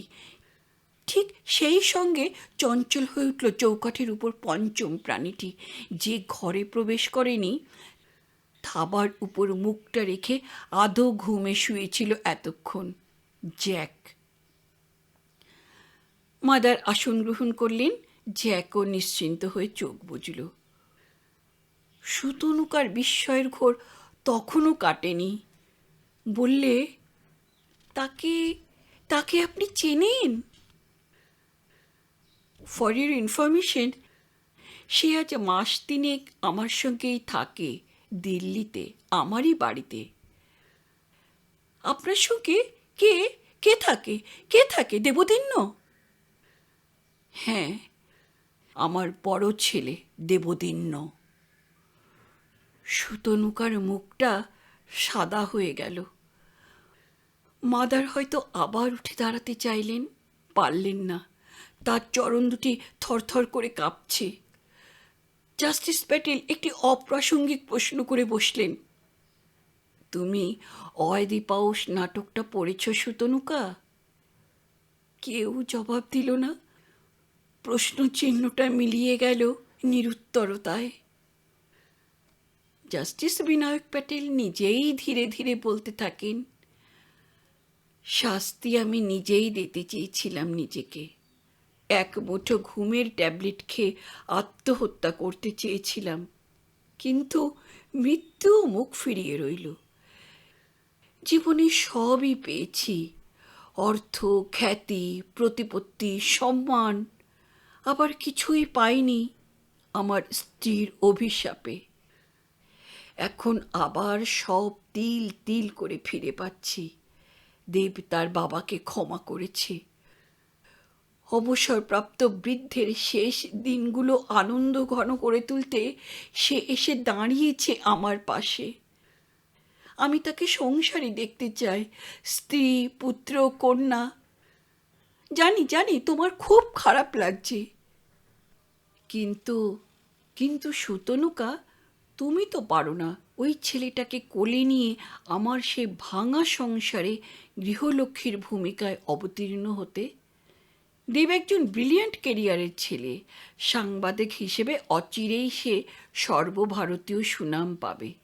তার জীবনে তুমি কাঁটা হয়ে বেঁচে থাকতে পারবে ওই ছেলেটাকে কোলে নিয়ে, যে তার সন্তান এবং ছোট ভাই? এবারেও কেউ কোনো জবাব দিল না। কি? কিছু বলো, না হয় আপনিই কিছু বলুন মাদার। পাশের দিকে ফিরে প্রশ্ন করেন বৃদ্ধ। বলেন, স্বীকার করছি ভুল হয়েছে, হয়তো অন্যায়ও হয়েছে, কিন্তু জীবন তো থেমে থাকবে না। সমাধান কি? একটা অন্যায় হয়েছে বলেই কি আরেকটাকে মেনে নেওয়া? দেবদিন্যের জীবনটা ছারখার করে দেওয়া? সারাটা জীবন তার সঙ্গী সাথীরা তার স্ত্রীর দিকে আঙুল তুলে বলবে, ওই মিসেস দেবদিন্য প্যাটেলের বাচ্চাটা তার শ্বশুরের ঔরসজাত। স্টপ ইট প্লিজ, গর্জে ওঠেন মাদার। বিনায়ক প্যাটেল তৎক্ষণাৎ বলেন, পারবেন পারবেন সমাজকে ওই কথা বলতে? পারবেন পারবেন থামিয়ে দিতে তাদের মুখরোচক আলোচনা? মাদার মাথাটা নিচু করলেন। প্যাটেল এবার সুতনুকার দিকে ফিরে বললেন, দুটো বিকল্প পথের একটা বেছে নাও সুতনুকা। হয় ওই বাচ্চাটাকে আমাকে দিয়ে দাও, আর দেবদিন্যকে নিয়ে এমন দূর দেশে গিয়ে ঘর বাঁধো যেখানে এসব আলোচনা হবার সম্ভাবনা নেই। অর এলস সন্তানকে নিয়ে নিরুদ্দেশ হয়ে যাও, দেবদিন্য যেন আর তোমাকে খুঁজে না পায়। এবারেও কেউ কোনো জবাব দিল না। অনেকক্ষণ পর মাদার বললেন, আপনার সাজেশন কি? হ্যাঁ, আমি একটি বিকল্প তৃতীয় প্রস্তাবও নিয়ে এসেছি। একজন মধ্যপ্রাচ্যের ধনকুবে সুতনুকাকে নিয়ে আবুধাবি চলে যেতে রাজি আছেন। ওর সর্বাঙ্গ সোনায় মুড়ে দেবেন তিনি। সুতনুকা তার হারেমে কঙ্কুবাইন হয়ে থাকবে। মাদার জবাব দিতে পারলেন না, সুতনুকাও পারল না, কিন্তু সে উঠে দাঁড়ালো। দৃঢ় পদক্ষেপে সে এগিয়ে এলো বৃদ্ধের সামনে। স্থির দৃষ্টিতে পুরো 20 সেকেন্ড সে তাকিয়ে রইল ওই বৃদ্ধের দিকে। তারপর বিদ্যুৎ চমকে তার ডান হাত গিয়ে পড়ল জাস্টিস বিনায়ক প্যাটেলের বাম গণ্ডে সপাটে। 5 আঙ্গুলের দাগ ফুটে উঠল ওর গালে। মাথার মধ্যে ঝনঝন করে উঠল বিনায়কের। প্রচণ্ড জোরে মেরেছে সুতনুকা। ক্রোধে জ্ঞান হারালেন তিনি। টেবিল থেকে তুলে নিলেন একটা রুল কাঠ। দাঁতে দাঁত চেপে অস্ফুটে একটা অশ্লীল ইংরেজি গাল পারলেন। সুতনুকা ততক্ষণে সম্বিত ফিরে পেয়েছে, পিছিয়ে গেছে 1 পা। বিনায়কের ডান হাতটা উঠেছে মাথার উপর। মাদার আবার চিৎকার করে উঠলেন, স্টপ ইট! এবার মাদারকেই একটা অশ্লীল গালাগাল করলেন বিনায়ক, কিন্তু তার শাসনদণ্ডটা নেমে এলো না সুতনুকার মাথায়। মাদারের ওই গর্জনে নির্দেশ পেয়েছে জ্যাক। এক লাফে সে এসে দাঁড়িয়েছে প্যাটেল আর সুতনুকার মাঝখানে। তার 2টি থাবা বিনায়কের 2 কাঁধে, তার চোখে আগুন, তার গলার একটা অস্ফুট গর্জন। মাদারের পরবর্তী নির্দেশের প্রতীক্ষায় এখনও টুটিটা কামড়ে ধরেনি। বিনায়ক থরথর করে কাঁপছেন। মাদার বললেন, লাঠিটা হাত থেকে ফেলে দিন। বিনা বাক্য ব্যয়ে রুল কাঠটা হস্তচ্যুত করলেন Binayak. Jack, come back! Jack নেমে পড়ল, কিন্তু মাদারের কাছে ফিরে গেল না। অচেনা মানুষটার সামনে থাবা গেড়ে বসল। তার কণ্ঠে তখনও একটা অস্ফুট গর্জন, গর। মাদার বললেন, মিস্টার প্যাটেল, একটু আগে আপনি সুতনুকাকে প্রশ্ন করেছিলেন সে অয়াদি পাউস পড়েছে কিনা। এখন আপনি আমাকে দয়া করে জানাবেন কি, আপনি দ্য হলি বাইবেল নামে একখানি বই পড়েছেন কি? বিনায়ক প্যাটেল নিরুত্তর এক দৃষ্টে তাকিয়ে আছেন ওই অ্যালসেশিয়ানটার দিকে। আপনি নিশ্চয়ই অয়াদিপাউস পড়েছেন। আপনি জানেন রাজা অয়াদিপাউস নিজের 2 চোখ নিজে হাতে উপড়ে ফেলেছিলেন। মাইন্ড ইউ, 2টো চোখ, একটা নয় কিন্তু। বিনায়ক এতক্ষণে ভাষা খুঁজে পেয়েছেন। এসব কি বলছেন আপনি? বলছি, আপনি দুটি অশ্লীল শব্দ ব্যবহার করেছেন চার্চের ভিতরে, আমার এবং আমার মেয়ের সৌজন্যের সুযোগ নিয়ে। মাইন্ড ইউ, 2টো অশ্লীল গালাগাল, একটা নয়, এগ্রিড? এটা ইয়েলামা মন্দির নয়, এটা চার্চ। এখানে আমার বিচার আপনাকে মানতে হবে। Agreed? You are the convict. Agreed? Binayak উঠে দাঁড়াতে চান। সিট ডাউন, গর্জে ওঠেন মাদার। তৎক্ষণাৎ এগিয়ে আসে জ্যাক। বিনায়ক বসে পড়েন আবার। জীবনভর বিচারকের ভূমিটায় অভিনয় করে গেছেন মিস্টার প্যাটেল। আসামির ভূমিকাটা আজ পালন করার দিন এসেছে। All right, I will pronounce the verdict নাও।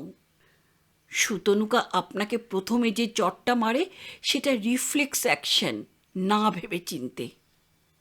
ঘৃণিত প্রস্তাবটা শুনে আমারও সেই ইচ্ছা জেগেছিল। সেটা বিচার নয়, এবার ভেবে চিনতে বিচার করে রায় দিচ্ছি, শুনুন।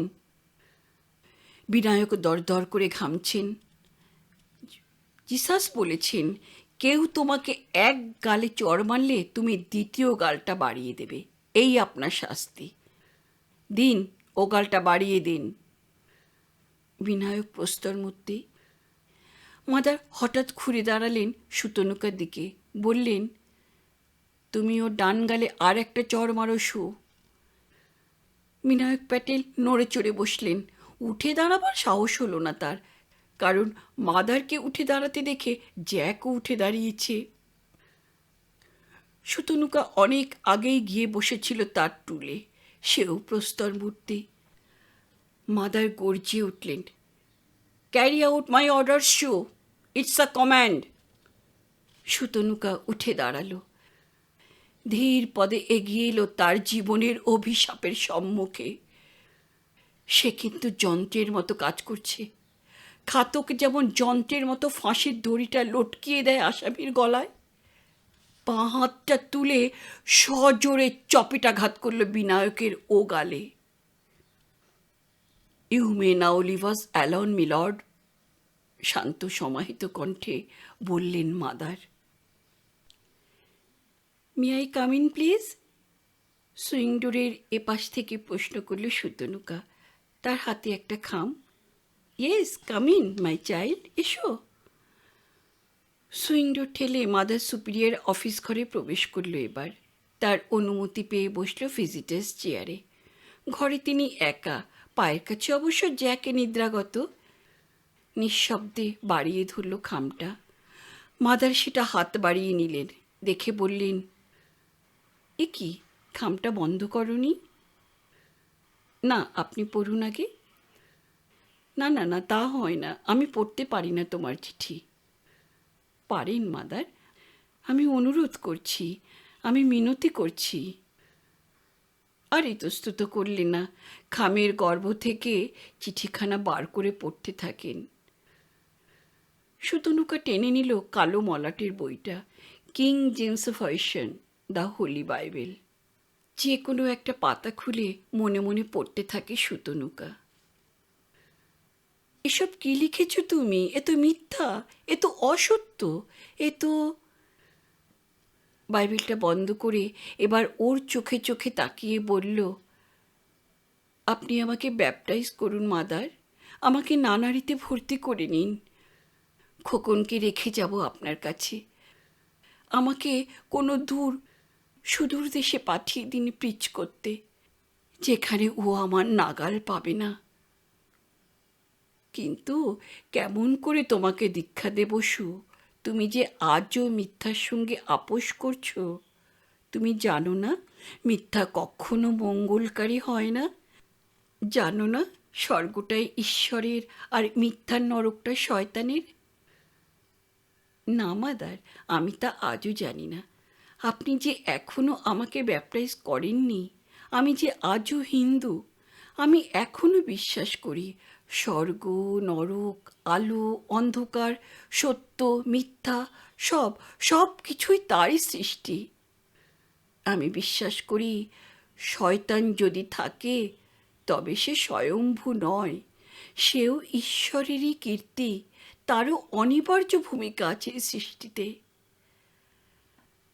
তাই বলে তুমি এমন একটা জলজ্যান্ত মিথ্যা কথাটা লিখবে?